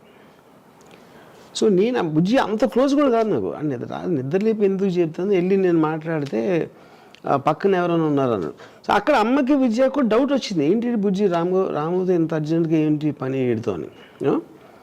సో అప్పుడు నేను వెళ్ళి బయట నుంచి ఫోన్ చేసి తెలిసాక నేను వెనక్కి వస్తా ఉట్టి అమ్మకి ఎలా చెప్పాలని ప్రాక్టీస్ చేస్తున్నాను. ఇక్కడ వచ్చేసి నేను గట్టిగా నాన్న అంటే చాలా క్యాజువల్గా చెప్పాను, నాన్నగారికి ఏదో చిన్న గుండె నొప్పి వచ్చిందంట, నేను ఇక్కడికి తీసుకొచ్చేయమని చెప్పాను నాన్న. దానికి అమ్మ అంటే షీ వాజ్ సస్పెక్టింగ్ ఏదో జరుగుతుంది. ఎప్పుడైతే నాన్న పేరు చెప్పానో షీ కొలాప్స్. అక్కడి నుంచి నేను ఇంకా పెద్ద డ్రామా ఆడేసి ఎవరు ఇంటికి రావద్దని చెప్పి అది చెప్పి ఏదో అంతా చేసాను. దీని మొత్తంలో నేను అసలు మర్చిపోయాను. నేను ఎంతసేపు అమ్మకి ఎంత కేర్ఫుల్గా చెప్పాలి, ఎలాగ రివీల్ చేయాలి అనే ఒక స్క్రీన్ ప్లే రాయటంలో బిజీగా ఉన్నాను నేను బేసిక్గా. అయిపోయిన తర్వాత ఒకసారి బాడీ వచ్చేసిన తర్వాత నేను వెళ్ళి అంటే మనం తన హ్యాపీ మూమెంట్స్ని గుర్తుపెట్టుకున్నాం. ఇప్పుడు ఆయన ఫోటో పెట్టి ఇక్కడ దండ పెట్టి ఆ 11వ రోజు ఇవన్నీ మాత్రం దయచేసి చేయొద్దు. దీనికి ముందేంటి మా ఫాదర్ ఏమో ఆయన బాడీని డొనేషన్కి ఇవ్వాలి, ఐస్ డొనేట్ చేయలేదు చెప్పారు. ఇప్పుడు ఆ టైంలో nobody wants to see that. అంటే ఇప్పుడు మనం నిన్నటి వరకు మనతో ఉన్నప్పుడు నేనేమో నాన్నగారు కోరారు కదా, అది ఎలా మనం అవాయిడ్ చేస్తాం అనే దాంట్లో కొంచెం ఆల్మోస్ట్ ఫోర్స్ఫుల్గా మాట్లాడాను. అప్పుడు అమ్మ ఏడుస్తా నీ ఇష్టం అన్నట్టు అన్నాడు. ఇప్పుడు అయిపోయిన తర్వాత ఐస్ డొనేషన్ అది చూసి అది నేను విపరీతంగా ఐ ఫెల్ట్. ఎందుకంటే అన్ని సంవత్సరాలు వాళ్ళిద్దరూ కలిసి ఉన్నప్పుడు నేనేదో పెద్ద తొక్కలో లాజిక్ తీసుకొచ్చి, అండ్ ఎందుకంటే life is for the living not for the dead. Father పోయారు, ఆయనకి అయితే తెలియదు ఏమవుతుందో. అమ్మకి అలాంటి విజువల్ సబ్జెక్ట్ చేశానని నాకు చాలా చాలా పెద్ద regret. Maybe the most regretted incident in my life. Yeah, but that's it. And అయిపోయింది. అదంటే that's one of the flops I made ఆ డెసిషన్. ఓకే, అప్పుడు ఎందుకంటే నేను ఎక్కడి నుంచి ఉన్నాను, అమ్మ ఎప్పటి నుంచి ఫాదర్ నుంచి పెళ్లి చేసుకున్నప్పటి నుంచి ఇన్ని సంవత్సరాలు వాళ్ళు గడిపి, అందుకని ఆ రోజు నేను డిసైడెడ్ నా లైఫ్లో మళ్ళీ ఎప్పుడు నేను ఒక పోయిన వాళ్ళ బాడీ అనేది ఎంచుకోను.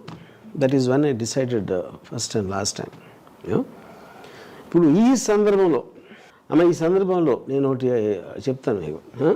ఒకటి, ఇప్పుడు ఎవరు ఎప్పుడు పోతారో ఎవరికి తెలియదు. నేను ముందు పోయినా నువ్వు నన్ను చూడద్దు, నేను నిన్ను చూడను. ఎస్, కానీ ఇక్కడ ఒక రహస్యం I love it, I love it. Swapna, ఒక రహస్యం ఇప్పుడు కనిపించావా? ఇప్పుడు ఇప్పుడు ఫస్ట్ టైం మా అమ్మతో మాట్లాడు, మా అమ్మతో ఎస్ మా అమ్మతో మాట్లాడను, మా అమ్మ నేనేమో 6 నెలలు అయింది అంటాడు. అవన్నీ ఏంటి మేము తలుచుకోవడం కదా.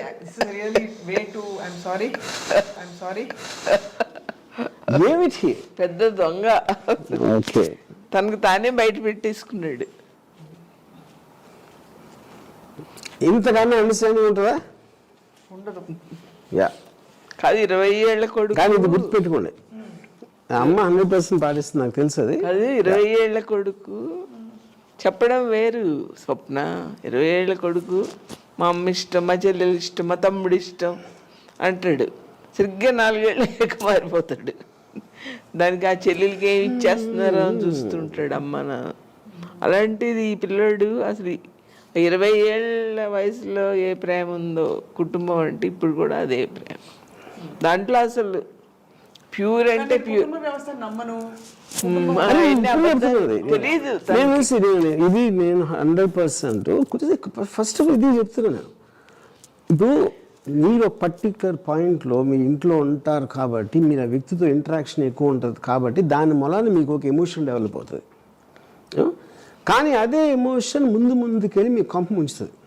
ఎందుకంటే ఆ రిలేషన్షిప్స్ మూలానే మీకు అవన్నీ ఒక జైల్లాగా తయారవుతాయి. ఇది అవ్వట్లేదని బాధపడి ఆడ అలా అయిపోయాడని ఇది అయిపోయి ఇలా నన్ను అన్నాడు అని, ఇదంతా కూడా ఫ్యామిలీ ఆస్పెక్ట్ అనేది అసలు అవుట్డేటెడ్ సిస్టమ్. అది ఇప్పుడు నేను చాలా స్ట్రాంగ్గా నమ్ముతాను. ఆ కాన్షియస్నెస్ అనేది ఏది, what is the bond you have? మీరు ఎవరినైనా నేను దట్స్ సేయింగ్ కాదు, అదే అంటున్నాను. ఒకవైపున ఎమోషన్ ఉంది, దెన్ దానికి కనెక్టెడ్ అయ్యి మీకు ప్రాబ్లమ్స్ వస్తాయి తర్వాత. ఇంకో రహస్యం చెప్పనా? చెప్పండి. ఇప్పుడు నాతో చూడాలి, మాట్లాడాలి, అలా అంటే దొరికేస్తాడు. అమ్మ నీతో మాట్లాడాలని ఉంది అంటే దొరికేస్తాడు కదా. అందుకని ఒక 50 మందిని భోజనాన్ని పిలిచి అమ్మ వాళ్ళని పిలిచాను నువ్వు కూడా రావా అంటాడు. అది ఇప్పుడు ఇది ఈ ప్రోగ్రామ్ కూడా నాతో మాట్లాడి ఉండాలని ఉంది. అమ్మ నీతో 2 గంటలు ఉండాలని ఉందన్న ఓడిపోయినట్టు ఉంటుంది. అందుకని తన చేతిలో ఉంది కనుక ఇది ఏర్పాటు చేసేసాడు. 100%. ఎందుకంటే ఇప్పుడు నాకు ఓన్లీ ఫ్యామిలీ మెంబర్స్తో ఉన్నప్పుడు లిమిటేషన్ వచ్చేస్తుంది టాక్. ఇప్పుడు ఫర్ ఎగ్జాంపుల్ నేను ఈ మధ్యన I really enjoying company of my sister. కానీ ఏంటి, మా సిస్టర్ ఒక్కరు కాకుండా తన ఫ్రెండ్ లేకపోతే తన ఫ్రెండ్స్ లేకపోతే ఏదో సందర్భంలో వచ్చినప్పుడు ఒక మిక్స్ మ్యాచ్ ఉంటుంది. నేను ఉట్టి విజయాతోని ఉంటే నాకు తెలియదు, ఏం ఆడదు తెలియదు. అది నా పాయింట్. సో అది తన అప్పుడు ఏమవుతుంది, సిస్టర్ రోల్ నుంచి one of the friends companions ఏదో దాంట్లో వస్తుంది అన్నమాట.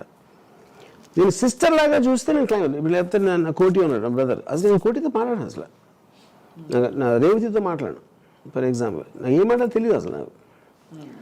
అప్పుడు ఒక కంపెనీ మిక్స్లో ఉన్నప్పుడు then it becomes like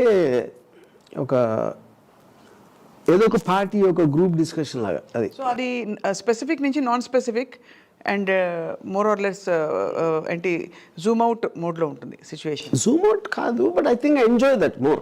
but ఇది మాత్రం క్లాసిక్ మీరు చెప్పింది ఇప్పుడు అమ్మకి. బట్ అంటే it takes a lot of courage, guts to even talk about it. See, everything is inevitable. It is going to happen for sure.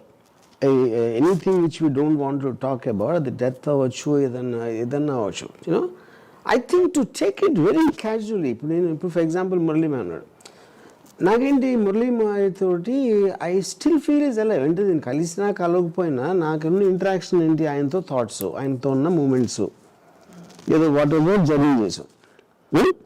So నేను అది ఒక్కటే అది చూడకపోతే డెత్ బెడ్ మీద నాకు అబ్సల్యూట్లీ నాకు అసలు మీనింగ్ లేదు. డెత్ అనే దానికి మీనింగ్ లేదు నాకు. రాము 10,000 మైళ్ళలో ఉన్నా తన మనసులో నేనున్నాను, తన మనసులో నేనున్నాను. ఆ ప్రేమ నాకు చాలు.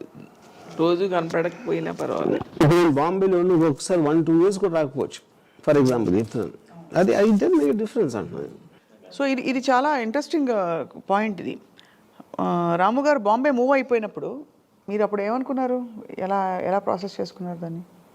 తను చక్కగా చెప్పాడు, అమ్మ నేను వెళ్తున్నాను, నువ్వు మరి ఏంటి నువ్వు బెంగ పెట్టుకుంటే మరి నాకు అక్కడ ఇంకేం పని కనపడదు, నువ్వే కనపడతావు అన్నాడు. అంటే వెంటనే రాముకు పనే కనపడాలి అనుకున్నా. మీ గురించి అమ్మ చెప్తున్న విషయాలు ఇవి revolutions to the world. Because మీరు కోల్డ్, ఒక ఏం చెప్పాలి, anti social, against societies normal, ఇవి beyond emotions, devoid of emotions beyond గారు. ఇలాంటి ఒక ఇంప్రెషన్ క్రియేట్ అయింది కాలక్రమంలో. Rebellious, reckless, irresponsible. Yeah, but all of them is true. That is true. Maybe you're just getting mixed up with this. I think you're... see, the point is, ఒక aspect అనేది మీకు ఇష్టం అనుకోండి, కానీ దాని వెనకాల హిడెన్ డేంజర్ ఉంది అని తెలిసినప్పుడు అది ఎప్పుడు తెలుస్తుంది మీకు? దాంట్లోకి వెళ్ళినప్పుడే తెలుస్తుంది. అది దాంట్లోకి నేను వెళ్ళి దానిని స్టడీ చేశాను కాబట్టి ఫ్యూచర్ జనరేషన్ ఉండకూడదని, అందుకనే ఫ్యామిలీ స్ట్రక్చర్ కొలాప్స్ అవ్వాలని నా కోరిక. మీరు బాగా డిస్టెంట్ అయిపోయి ఉంటారు కుటుంబం నుంచి. మీ ప్రపంచంలో అక్కడ పెద్ద పెద్ద హీరోలు, స్టార్స్, ఇక్కడ ఇంటికి వస్తే మళ్ళీ మామూలు టిపికల్ మీరు పెరిగిన వాతావరణం. వాట్ వుడ్ హ్యాపెన్ అంటే స్విచ్ అయ్యేవారు, మోడ్ స్విచ్చింగా, లేకపోతే అక్కడ ఆమిర్ ఖాను, రెహమాను, ఇంకా ఉర్మిళ, శ్రీదేవి గారు, ఇంకా రకరకాల స్టార్స్ అందరూ మీ ప్రపంచంలో, అమితాబ్ బచ్చన్, అమ్మో Aishwarya Rai, who is who? కానీ నాకు క్వశ్చన్ అర్థం కదా. క్వశ్చన్ ఏం లేదు. ఇక్కడ ఇంట్లో మామూలుగా మీరు పెరిగిన వాతావరణం, అక్కడ మీరు కంప్లీట్లీ హై ఫ్లయింగ్ దీనిలోకి వెళ్ళిపోయారు. ఈ రెండు విజువల్స్ మీకు మ్యాచ్ అయ్యావా మీ మైండ్లో? అసలు అది ఇప్పుడు లేదు నాకు లైఫ్లో. అది ఆ కాంట్రాస్ట్ నేను ఎప్పుడు చూసేవాడిని కాదు. అదేదో మీరు ఏవీలో చూసినప్పుడు అది అనిపిస్తుంది, కానీ జనరల్గా వర్క్ మోడ్లో ఉన్నప్పుడు really seems big unless you're emotionally connected. ఇప్పుడు నాకు ఎలా అనిపిస్తుందంటే, ఒక సైంటిస్ట్లా తను ఏమనుకుంటే ఆ సినిమా చేసుకుంటూ సాగిపోతూ ఉంటాడు, సైంటిస్ట్ లాగా. నెక్స్ట్ ఇంకోటి, తను అసలు మన గవర్నమెంట్ కూడా రాముకి ప్రైమ్ మినిస్టర్ అండ్ ప్రెసిడెంట్ గారు వేరే దేశంలో వాళ్ళకి ఏదో పని ఉందనుకోమ్మా, ఈయన్ని పంపిస్తే చాలా స్మూత్గా చేసుకుని వాళ్ళని ఇబ్బంది పెట్టాడు. అడిగిన ఆయనకి ఏమీ హాని ఉండదు, అడిగించుకున్న ఆయనకి. ఇక్కడ వీళ్ళకి ఏమీ హాని ఉండదు, స్మూత్గా పనిచేసి వచ్చేస్తాడు. అది ఎప్పుడు అలా అనుకుంటారు. కానీ I agree that I have the capacity, but I also in capable of creating a war. Creating a war కాదు, ఎందుకంటే సేమ్ టెక్నిక్ యూజ్ చేసినాడు, చేస్తాడు ఎవరినైనా చాలా స్మూత్ వే, అండ్ అవతల వ్యక్తికి ఏమీ హాని జరగదు. ఇంట్లో సరే రాము గారు ఆయన మ్యారేజ్ వర్కౌట్ అవ్వలేదు, విడిపోయారు. మళ్ళీ పెళ్లి చేసుకున్నా, లేకపోతే ఇంకొక అమ్మాయిని చూద్దాం, లేకపోతే నువ్వు చూసుకుంటున్నావా, ఇలా విన్నాను నీ గురించి, ఫలానా అమ్మాయితో నీకు ఏమన్నా లింకప్ ఉందని చదివాను ఎక్కడో పుస్తకంలో. ఈ సందర్భాలు వచ్చాయి ఎప్పుడైనా? అసలు ఇంత మెచ్యూరిటీ ఉన్న అబ్బాయికి నేను పెళ్లి చేసుకోమని చెప్పడం ఏంటి? నేను రత్నాన్ని చెప్పాను, మా పిల్లలకి ఏముందమ్మా, పెళ్లి చేసుకోవాలనుకుంటే 2 గంటలే చేసుకుని వచ్చేస్తారు, మీ అమ్మ నాన్నగారు మంచి సంబంధాలు తెచ్చారు, నువ్వు చేసుకో తల్లి, నీకు అలా దొరకడు. మా పిల్లలకి ఏముంది, 1 రోజులో చేసుకుని తీసుకొచ్చి చూపిస్తారు, ఇలాంటి వద్దు అని. నీకు కరెక్ట్. వాళ్ళు ఎవరో ఇష్టపడి అడుగుతున్నారు కదా చేసుకోమ్మా అన్న. లేదు, నాకు ఇష్టం లేదు.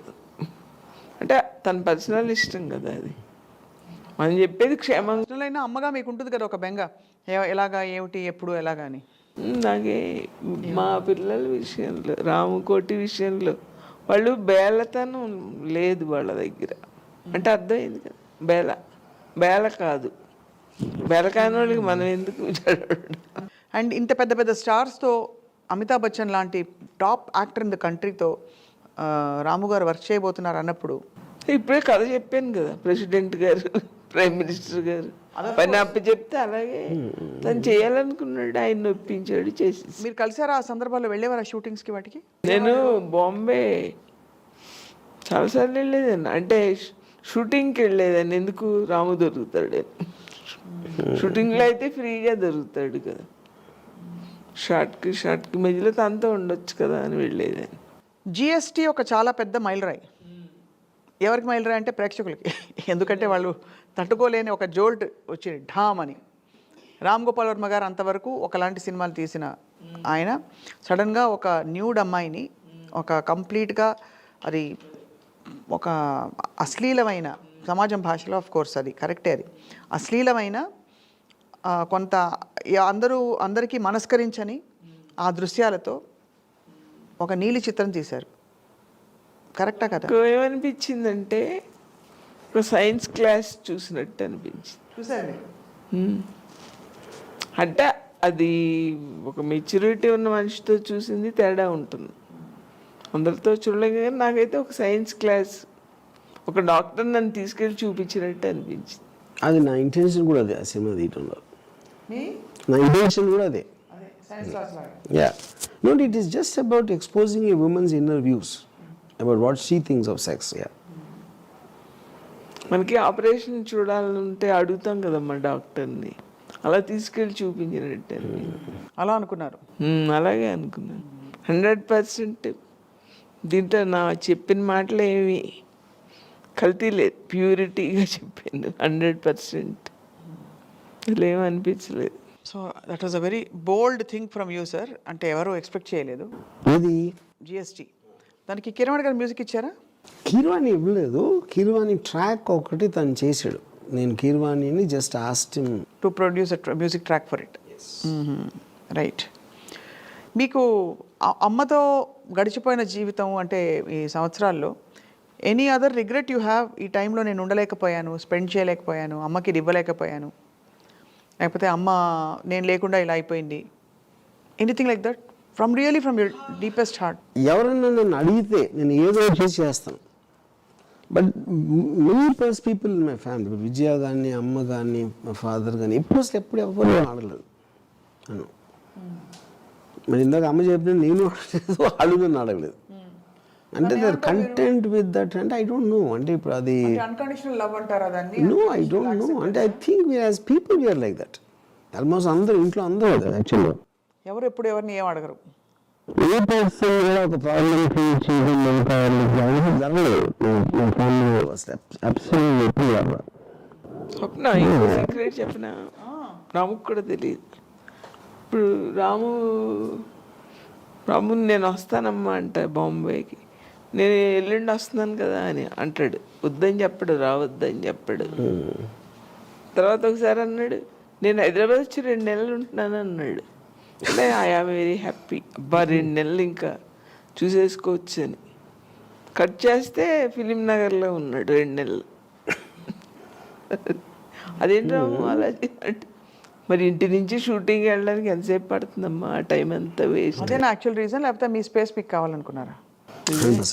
నిజమే, అబద్ధాలు. స్పేస్ అంటే నేను చెప్పాను కదా ఇందాక, నాకు ఇప్పుడు ఒక ఇంట్లో నేను కంటిన్యూస్గా వర్క్ చేస్తూ ఉంటాను. ఏదో ఇంటర్నెట్, స్క్రిప్ట్, యాక్సిలేటర్. సో ఇంట్లో చాలామంది మా ఫ్యామిలీ మెంబర్స్తో నేను ఒక్కడిని ఐసోలేటెడ్గా ఉండటం అనేది నాకు చాలా ఆడుగా అనిపిస్తుంది. The home is supposed to be about stay alone. Yeah, correct. మీకు అన్ని సర్వ కుటుంబరావు లక్షణాలు ఉన్నాయి. ఎక్కువ ఇంకా కుటుంబరావులు అంటే అడ్లసి ఇప్పుడు ఫ్యామిలీ బై డెఫినేషన్ అందరూ డైనింగ్ టేబుల్ దగ్గర కూర్చుని భోజనం చేసి రాత్రి ఇది అది అందరూ కలిసి లివింగ్ రూమ్లో టీవీ చూసి అలా, అది that is what I think is so called కుటుంబం. యా. కానీ చెప్పండి, కానీ ఇప్పుడు రాముకి తెలియని సీక్రెట్ చెప్తున్నాను. నాకు రాముని చూడాలనిపిస్తుంది అనుకో, అప్పుడు నేను తపస్సు చేస్తాను. రాముకి నన్ను చూడాలనిపించాలి, రాముకి నన్ను చూడాలనిపించాలి అనేటప్పటికీ తీరిపోతుంది కదా. ఎవరెవరికి ఏ దేవుడికి తపస్సు చేస్తారు?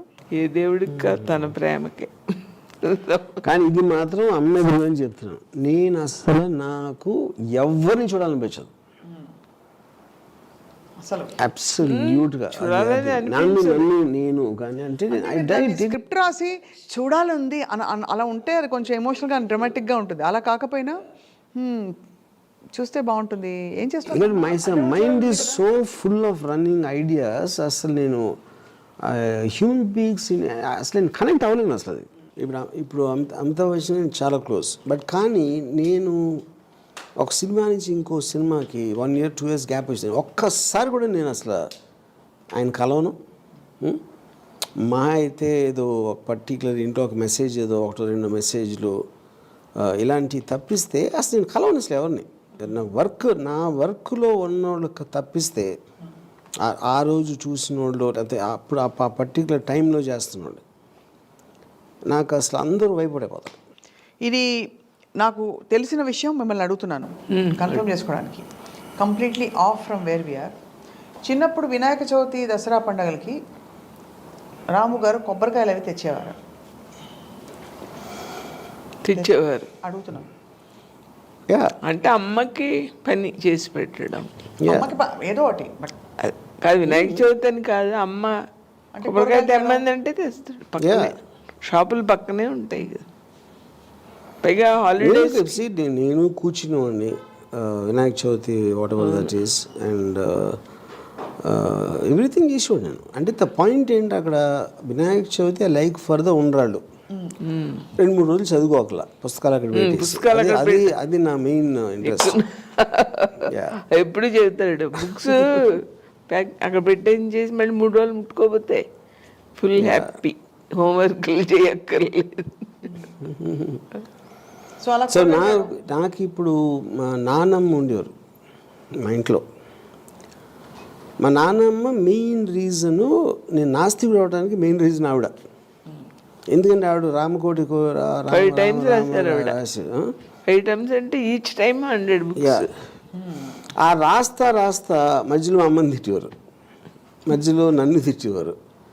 ఏంటి రాస్తున్న టైంలో అది ఇంకా బెస్ట్ అది. సో అక్కడితోటే నాకు ఫస్ట్ అసలు యాంటీ గాడ్ అనేది ఆవిడ నుంచి స్టార్ట్ అయింది. ఆవిడ అంటే రామకోట రాస్తూ మనసులో నిర్మలంగా. అంటే ఇప్పుడు టెక్నికల్గా ఆవిడకన్నా భక్తురాలు లేరు, ఎందుకంటే ఆవిడ పొద్దున్న నుంచి రాత్రి పడుకునే వరకు రాస్తూ ఉంటారు. మళ్ళీ ఈ మధ్యన 1-2 గంటలు గ్యాప్ ఉండే పూజ. మళ్ళీ 90 years ఓల్డ్ ఉమెన్ రోజంతా 12-14. సో అప్పుడు అది అయిపోయిన తర్వాత ఆవిడ లాస్ట్ డేస్లో ఆవిడకి పారాలసిస్ వచ్చింది. భీమవరంలో ఏదో రిలేటివ్ వాట్ ఎవర్ రిలేటివ్. నేను ఆయన ఇంట్లోకి వెళ్తే ఆ చిన్న స్టోర్ హౌస్ అంటే ఈ బొగ్గులు అని పెడతారు కదా, అక్కడ పెట్టారు. మేము ఇంట్లో ఖాళీ లేక ఏదో నేను చూడటానికి వెళ్తే ఆవిడ మీద బుద్ధంగా తిరుగుతున్నాయి. ఆ విజువల్ ఒక్క దానితో నేను పర్మనెంట్గా గాడ్ వదిలేసాను. అంటే ఈవిడ ఇంత చేసి ఇలా అయ్యి ఈవిడే లాస్ట్ ఇయర్ ఇంకెవడికి ఏమొస్తుంది దేవుడి నుంచి అని. మీరేమో ఏం చేయకుండా అమితాబ్ బచ్చన్ డైరెక్ట్ చేశారు. ఏది మీరేమో ఇవేం చేయకుండా బేసిక్. సో ఐ థింక్ అది అంటే యంగ్ టైంలో ఇట్స్ వెరీ డిఫికల్ట్ ఫర్ ఇప్పుడు నేను సిగరెట్ తాను, ఎందుకంటే మా ఫాదర్ చైన్ స్మోకర్. ఆ చైన్ స్మోకింగ్ తోటి నాకు ఎందుకో ఒక డిస్టెన్స్ వచ్చేది, మాటికి ఆయన సిగరెట్ తాగుతుంటే.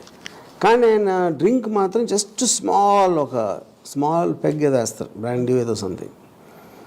అది క్యూట్గా ఉండేది నాకు, అందుకని నేను ఓడకలో వచ్చాను. సిగరెట్ తాగలేదు అందుకని. ఆయన ఎక్కువ ఏది చేస్తే నాకు చేయలేదు మాట, తక్కువ ఏం చేస్తే అది ఎక్కువ చేస్తున్నాను నేను. యా నో కొట్టడం మందలించడం. ఇప్పుడు మీకు ఈ అభ్యుదయ భావజాలం అమ్మ నుంచి వచ్చిందా నాన్నగారి నుంచి వచ్చిందా? అంటే రిలేటివ్ కంపారిజన్. మన నాన్నగారు కూడా ఆల్మోస్ట్ నాస్తికుడు. ఆయన కూడా చాలా లాజిక్, రేషనాలిటీ. దాని వల్లనే నాగేశ్వరరావు గారికి ఈ పెద్దలందరికీ ఫాదర్ అంత దగ్గర అవటం కూడా ఆయన because of the way talks and logic and analysis.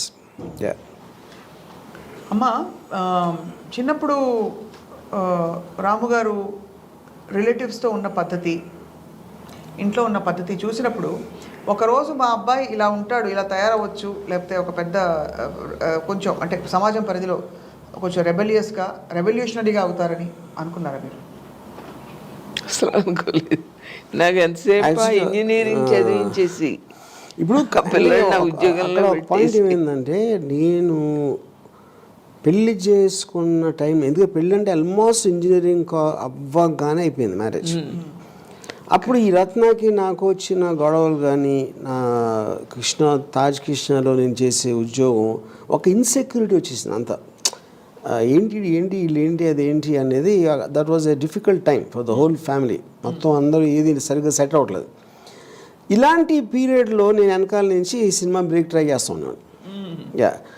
So ఇది అసలు వాళ్ళ దగ్గరికి అంత వెళ్ళలేదు, అసలు ఏం చేస్తున్నాను ఏంటి అనేది అంత రిజిస్టర్ అవ్వలేదు ఎవరికి బేసిక్గా. సో నాకు గుర్తు, నాకు first time Shiva direction chance Annapurna studios ఇస్తున్నారు అన్నప్పుడు కూడా ఎవరు రియాక్ట్ అవ్వలేదు దానికి అసలు. ఎందుకంటే ఆ టైంలో అంత తెలిసేది కూడా కాదు ఏంటి డైరెక్షన్ అంటే ఏంటి, అది పెద్ద విషయం అనేది రిజిస్టర్ అవ్వాలా అనుకున్నారు అందరూ. యూనో అది దానికి మెయిన్ కారణం నాకు రత్నకి ఉన్న దాంట్లో ఆల్రెడీ అయిపోయాడు, ఈడేదో పిచ్చిగా చేస్తున్నాడు, వీడియో లైబ్రరీ అంటాడు కాసేపు, లేకపోతే ఇది అంటాడు అని ఒక ఇన్సెక్యూర్ అట్మాస్ఫియర్ వచ్చింది. కాబట్టి నా సినిమాలో నేను చేయటం అనేది రిజిస్టర్ అవ్వలేదు ఎవరికి అసలు. నాన్నగారు కూడా maybe didn't take it seriously, నిజంగా అవుతుంది వాళ్ళు ఏదో మాట్లాడుతున్నాడు వెనకాల తిరుగుతున్నాడు, కానీ వాళ్ళు నిజంగా ఇస్తారా అనేది కూడా నాన్నగారికి డౌట్స్ ఉంటే అది కూడా ఎక్స్ప్రెస్ చేసి ఉంటుంది ఎక్కడో వచ్చాడు ఇంట్లో.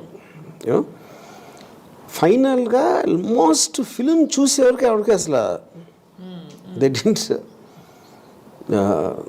Feel the effect. Cinema release అయ్యే వరకు చూసి అఫ్ కోర్స్ నాకు అసలు ఎప్పుడే అక్కడ నాకు గుర్తు ఉంది, రత్న ఏమో ఈ భాస్కర్ ప్యాలెస్ అని ఒక హోటల్ ఉండేది, దాంట్లో ఒక ప్రివ్యూ థియేటర్ ఉండేది.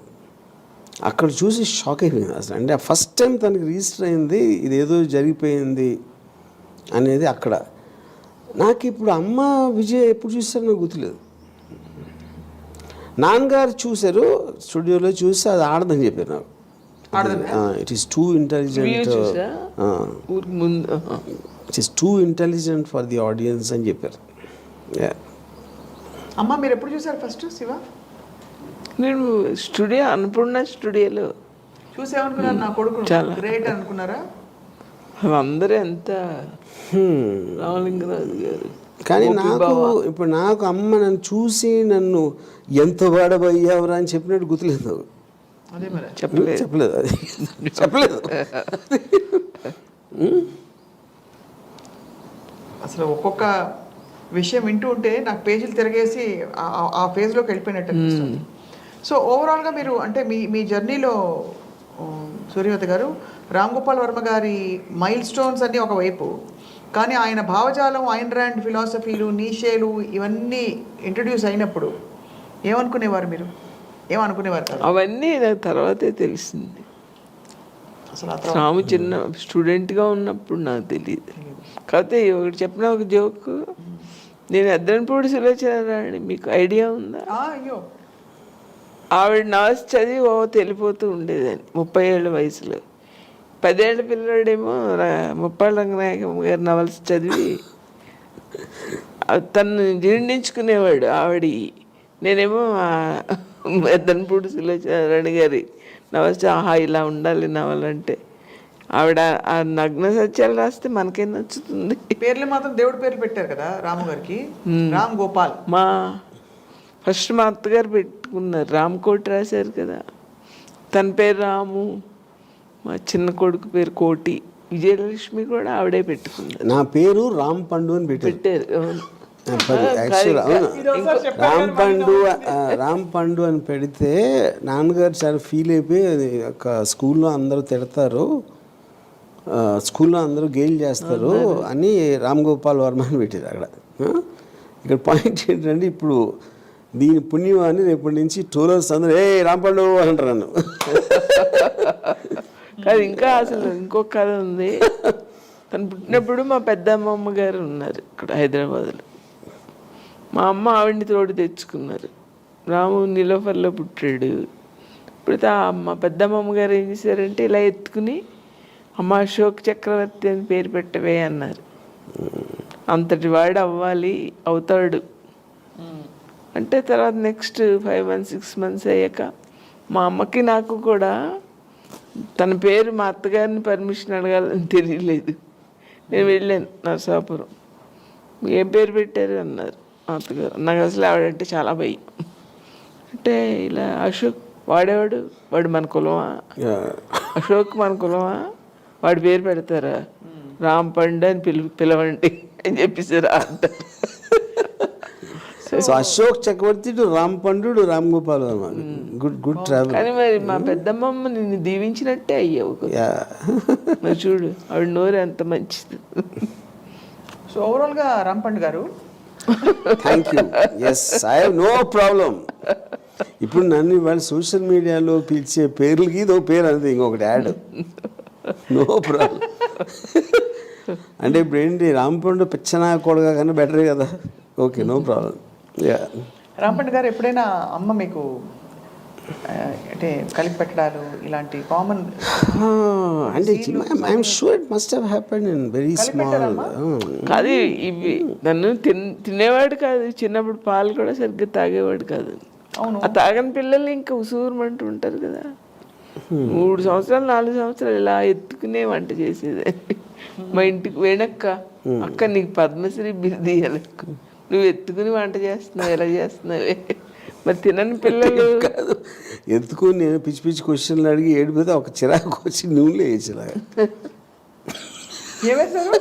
నూనెలో వేసా. అదొక అడ్వాంటేజ్. అంటే పిల్లలు చిరాకు పెడతారు కదా. నాకు మా పిన్ని భవాని అని నా మదర్ సిస్టర్, నేను ఒకరోజు ఆయన ఒళ్ళో పెట్టుకుని ఇలా ఇలా ఇలా ఇప్పుడు ఇలా పెట్టుకుని ఇలా ఇలా అనే ఓ ఏడుస్తున్నాడు. ఒక్కసారి టక్కని కొట్టింది.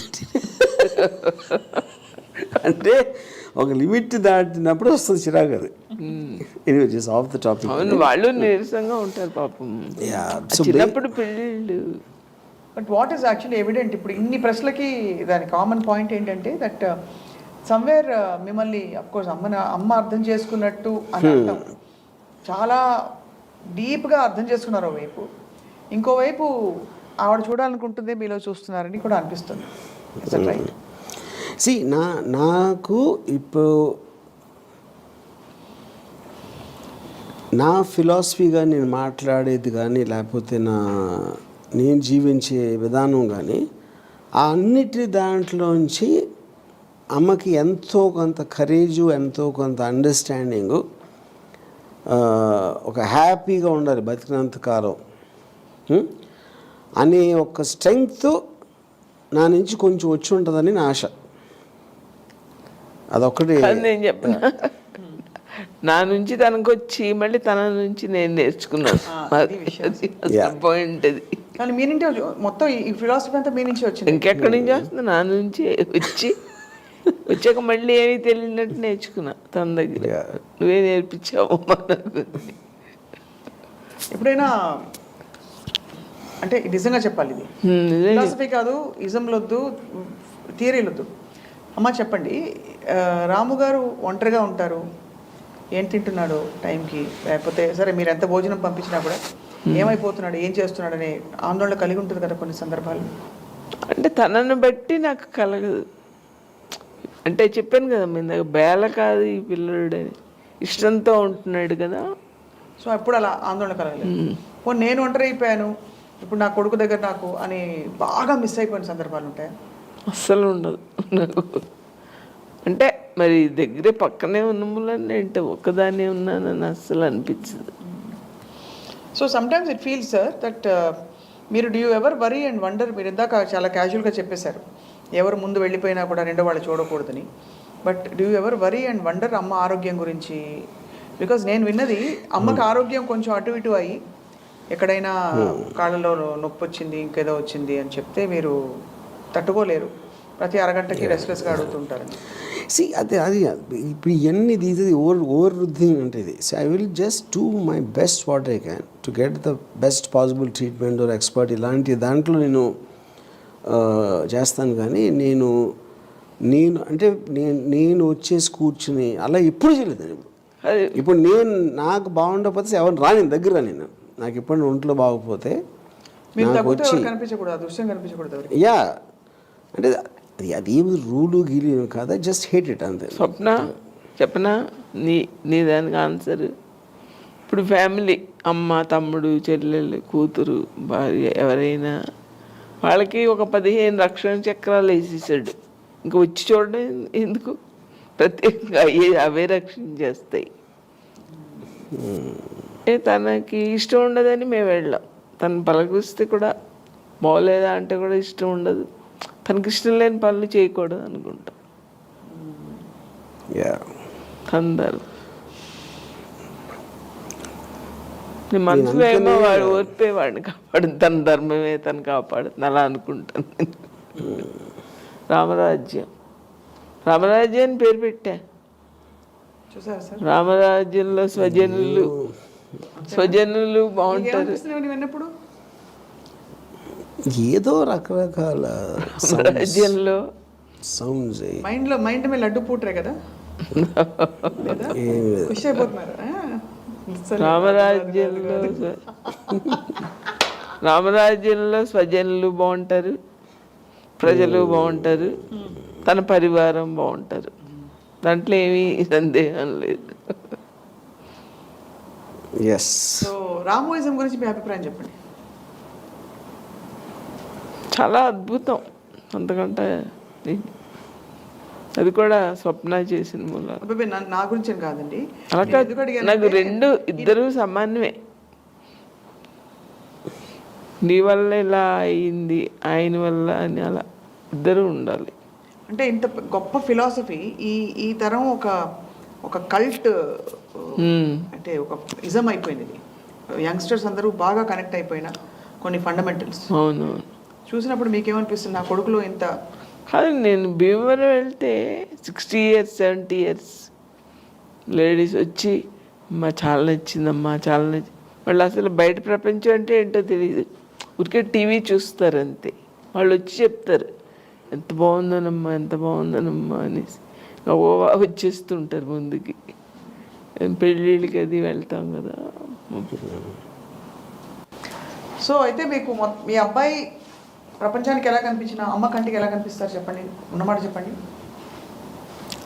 అమ్మ కంటికి మామూలు తల్లిగా చెప్పడం లేదు, మామూలు కొడుకని కాదు. రాము నుంచి నేను నేర్చుకున్నాను, ధైర్యం నేర్చుకున్నాను. ఏదైనా పని అవ్వకపోతే తను అసలు ఎంత కూల్గా ఉంటాడు, అది మనకి తెలుస్తుంది కదా పని ఏంటో. ఎంత కూల్గా ఇంకా ప్రశాంతంగా అయిపోతాడు. అవును, నేనేంటి ఇంత చిన్న పనికి ఇలా అయిపోతానని తన నుంచి నేర్చుకున్నా. ఇలా కాకపోతే అలా చేయాలి అని ముందు మనం ఆలోచించి పెట్టుకున్నాం అనుకోమ్మా, అప్పుడు మనకంత ఫెయిల్ అయినా ఏమనిపించదు కదా ఒక పని. అవ్వకపోతే అని సడన్గా బాధపడడం అని ధైర్యం రాము నుంచి నేర్చుకున్నాను. పని కూడా ఇలా కాకపోతే అలా చేద్దాం, అవ్వకపోతే అంతే అవ్వలేదు. Just 2 points. Live your best and accept the worst. ఈ 2 లైన్స్లో ఉండాలి. మీరు ఉన్నంత వరకు సూపర్గా ఉన్నారు, అవ్వలేదు ఓకే నో ప్రాబ్లం, తర్వాత చూసుకో. ఇప్పుడు నేను కాంటెస్ట్ చెప్తాను. ఇప్పుడు సపోజ్ నేను పోయినాను అనుకోండి, మా ఫ్యామిలీ ఏడుస్తారు అనుకోండి. కానీ నేను పోయినప్పుడు ఏదో పొరపాటున నేను ఏదో చేశాను. అప్పుడు నాకు స్వర్గం రంభ ఉరుసి మేనక దొరికిపోయారు. నాకు రంభ ఉరుసి మేనక దొరికిపోయారు కాబట్టి వీళ్ళు ఏడుస్తున్నారంటే అది చాలా తప్పు కదా. అప్పుడు ఏంటి, నా సుఖం చూసి వాళ్ళు కుళ్ళుకుంటున్నారా ఏంటి? సో నేను అలా చూస్తా. ఓకే లేదు, కానీ తెలియదు కదా, నేను నరకానికి వెళ్ళినా స్వర్గానికి తెలియదు. ఇప్పుడు ఇలా చేసాడు కానీ కొంతమంది బాగా మంచోడు అంటున్నారు కదా, వీళ్ళు ఎలాగో నమ్ముతున్నారు. అప్పుడు వాళ్ళ పాయింట్ ఆఫ్ వ్యూలో, మా మదర్ సిస్టర్ పాయింట్ ఆఫ్ వ్యూలో నేను చాలా మంచివాడిని. అప్పుడు నేను డెఫినెట్గా స్వర్గానికి వెళ్తాను. స్వర్గం అంటే మంచి అమృతం వాడక ఉంటుంది, మంచి మంచి అమ్మాయిలు ఉంటారు. ఇంకప్పుడు ఇంక ఏడవడం ఎందుకు, అందరూ సెలబ్రేట్ చేసి గంతులేని రోడ్డు మీద డాన్స్ చేయాలి నేను పోతే. అది నిజమైన ప్రేమ అంటే అది. నేను చెప్పినా తెలివైన వాళ్ళ దగ్గర పని చేస్తే స్వప్న, తెలివైన వాళ్ళు దీనికి చెప్పే ఆన్సర్ అదే చెప్తున్నాను. నువ్వు ఆల్రెడీ ఒప్పుకున్నావు, నేను పోతే కనుక నువ్వు డాన్స్ చేయాలి. కాదు అదే చెప్తున్నా, తెలివైన వాళ్ళ దగ్గర పని చేస్తే నాకు కూడా వస్తుంది కొంచెం తెలివి. నువ్వు చెప్పేదంతా అర్థమైంది. నువ్వు కానీ నువ్వు ఆల్రెడీ కమిట్ అయిపోయావు, అంతే అయిపోయింది. మీరందరూ సరే గుర్తు చేసుకోండి. ఇప్పుడైతే మరి మీరు చెప్పారు, మీకు అమ్మాయి ఎలా కనిపిస్తారు చెప్పండి, మీరు యోగిలాగా నేను ఎంత చెప్పాను కదా, నా ఇన్ ద కాంటెక్స్ట్ ఆఫ్ నా రిలేషన్షిప్లో ఎవరైనా నన్ను రిస్ట్రిక్ట్ చేయకుండా నా నన్ను వదిలేసి నా ఫ్రీడమ్కి వాల్యూ వచ్చినందుకు, ఎందుకంటే ఆ కాంట్రిబ్యూషన్ ఆ టైంలో లేకపోతే నాకు ఇలా ఈ జర్నీలో వెళ్ళటానికి ఛాన్స్ వచ్చేది కదా. ఆ ఫ్రీడమ్ అనేది that is the it is not just a question of నాకు జన్మనిచ్చారా పాయింట్ కాదు. పెరిగే టైంలో నేను వెళ్తున్న డైరెక్షన్లో ఫ్రీడమ్ ఇవ్వటానికి is the point.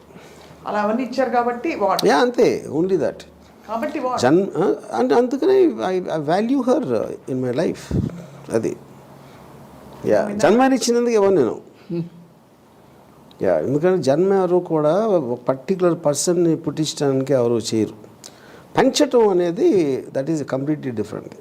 Yeah yeah Ramu గారికి ఇంకేమైనా అవార్డ్స్ రావాలి అలాంటి ఏమైనా కోరికలు ఉన్నాయా? పద్మశ్రీ, పద్మభూషణ్, భారతరత్న నేను ఇచ్చాను కదా యోగి సైంటిస్ట్ అవార్డులు చాలా. ఇంకే అలా ఎవరు ఇవ్వలేదు కదా ఇంతవరకు. పోనీ ఎవరైనా విన్నావా? ఇంకోటి నా గురించి తెలిసిన వాళ్ళు ఎవరికైనా సరే అవార్డ్స్ కాన్సెప్ట్లో వీడికి పద్మభూషణ్ కన్నా పద్మ అంటే ఎక్కువ ఇష్టం ఉంటుందని తెలుసు. అప్పుడు పద్మభూషణ్ ఎందుకు? అప్పుడు పద్మని అయితే మా అమ్మ ఇవ్వలేదు, అందుకని నన్నే ఎత్తుకుంటాను వదిలేస్తున్నాను. నన్ను గొలుసు ఇప్పేసినాడు, నేను ఒక పిచ్చుకోక అని వెళ్తా రోడ్డు మీదకి. పిచ్చికొక్కని వదిలేయాలనే సత్యం మా అమ్మకి తెలుసు. వర్మ గారు వారసులు ఎవరు? రామ ఎందుకు ఇద్దరు ఉన్నారు కదా అమెరికాలో. పిల్లలు వేరు, అలాంటి మీరు వారసులు, భావ వారసులు, దర్శక వారసులు, అది కూడా వాళ్ళే అంతేనా? నిరంతర ఆద్యంత వీళ్ళిద్దరేనా? వాళ్ళిద్దరే. నాకు చాలా హ్యాపీగా ఉంది. అంటే తనకేం తెలుస్తుంది నా హ్యాపీ, తనకి ముందు వారాలు పుట్టినప్పుడు తెలుస్తుంది. సో నాకలా ఒక క్వశ్చన్ మర్చిపోయావు. రేవతి గారు, రామ్ గోపాల్ వర్మ గారి అనుబంధం ఎలా ఉంటుంది మీ కళ్ళలో? చాలా అద్భుతంగా ఉంటుంది. అది చాలా తెలియని పిల్ల, మంచి పిల్ల. ఇద్దరు ఒకళ్ళనొకళ్ళు బాగా అర్థం చేసుకుని చాలా ముచ్చటేస్తుంది. అయితే ఏవేవైతే మీరు సమాజానికి చేయొద్దని చెప్తారో ఆ తప్పులు మీరు ఆల్రెడీ చేశాను కాబట్టి తెలిసింది. మళ్ళీ అంటూ జన్మ ఉంటే మీరు ఎలా పుడతారు? నిజం చెప్పండి. మళ్ళీ అంటూ జన్మ అంటే వైరస్గా పుట్టాలని నా కోరిక. వైరస్ కదా? వైరస్ హ్యాపీ అలా ఉంటుంది. అది వ్యాక్సిన్ వచ్చినప్పుడు కూడా తెలియదు దానికి. అంతే అంటారు.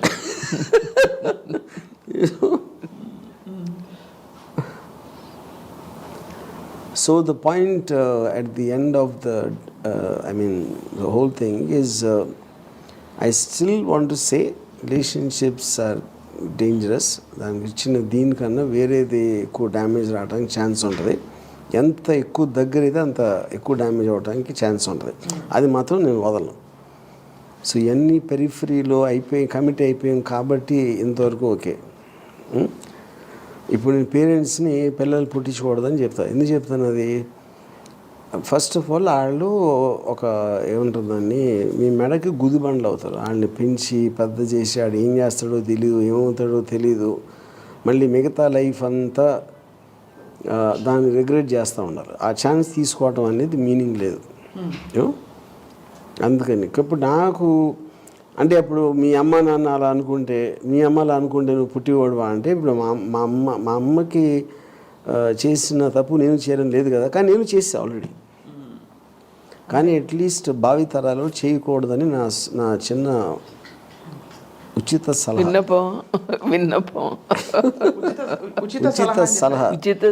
రామ్ గోపాల్ వర్మ గారు, ఇప్పుడు అమ్మ గురించి అమ్మతో మాట్లాడాం కాబట్టి మంచి అమ్మ మీద పాట పాడండి. మీరు పాడతారు? అమ్మ మీద పాట ఏ పాట వస్తే ఆ పాట పాడండి, అదే మేము అమ్మకు అన్వయించుకుంటాం. ఈ పాట వస్తున్నాను సార్. జస్ట్ ఈ జీవన తరంగాలలో ఆ దేవుని చదరంగంలో యోగి ఎంత అది మంచి మీరు సింగర్ అవ్వాల్సింది. యాక్చువల్లీ ఈ కోణం ఎవరు చూడలేదు. మీరు తప్పకుండా మళ్ళీ ఒక గొప్ప సింగర్గా పుట్టి అదే టైంలో మనకి గొప్ప సింగర్గా పుట్టడం ఎందుకు, ఇప్పుడే అయిపోయాడు కదా. ఇప్పుడు అయిపోవచ్చు కానీ నేను న్యాచురల్గా నాకు వచ్చే పని చంపరా టన్ టన్ టన్ టన్ టన్ టన్ టన్ టన్ అది రక్త చరిత అది జీవన తరంగాలు లాంటి సినిమా పాట నేను లైఫ్లో పాడిన ఇప్పుడు. అది ఇవాళ మనసు నిండిపోయింది, బట్ చాలా ఎమోషనల్గా ఉంది నాకు కూడా. అంటే ఆ మాట అనేసరికి ఇందాక నుంచి ఎవరిని చూడకూడదని చెప్పారు కదా, అది ఎక్కడో కొంచెం అనిపించేలా ఉంది. అందుకని అది అర్థం అవ్వాలంటే తెలివి ఉండాలి. నాకు లేదంటారు ఇది మీకు అనిపిస్తే అలాగే అదే సెలబ్రేషన్ మ్యాన్. అంతే. Yeah that is but so if celebration then why what is there not to see? What is there not to see if it's a because I don't want that visual. I mean, I want a okay, thought. but if it's a celebration. No, cause celebration appudu you don't want a dark image, no. ఓహో, అది point అక్కడ. ఆ image మాత్రం డార్కే. Yeah I thought image నేను పోయినప్పుడు మా mother dance చేసేసింది అనుకోండి మ్యూజిక్ తోటి. ఎందుకు అరే మావాడికి రాంబాజీ మ్యాన్గా దొరికారు వచ్చు అంటే అప్పుడు అది నిజమైన కాంప్లిమెంట్ అది. అంతేకాని వాడి మనసు ఇది వాడు ఎమోషన్ ఉంది అది కాదు. అంతే అంటారు. యా అమ్మా మీరు ఒప్పుకుంటారా? అయిపోయింది కమిట్, ఇంకా వద్దు అంతే. ఇంకా no more questions, just wrap up. Right sir, we're all actually thrilled ఇవాళ. అమ్మని మిమ్మల్ని సూర్యవతి గారు మీకు ధన్యవాదాలు ఇంత సమయం మాకు కేటాయించినందుకు. అండ్ రామ్ గోపాల్ వర్మ గారు, as always grateful to you sir for this time and for sharing something very very personal with all of us. నాకు ఏది పర్సనల్ కాదు, నాకు అన్ని పబ్లికే. అంటే మీరు స్పెషల్ అని చెప్తూ ఉంటే మీరు కాదంటున్నారు. Yeah thank you very much. ఇది ఇవాళ Ramuism plus. Thank you all for watching.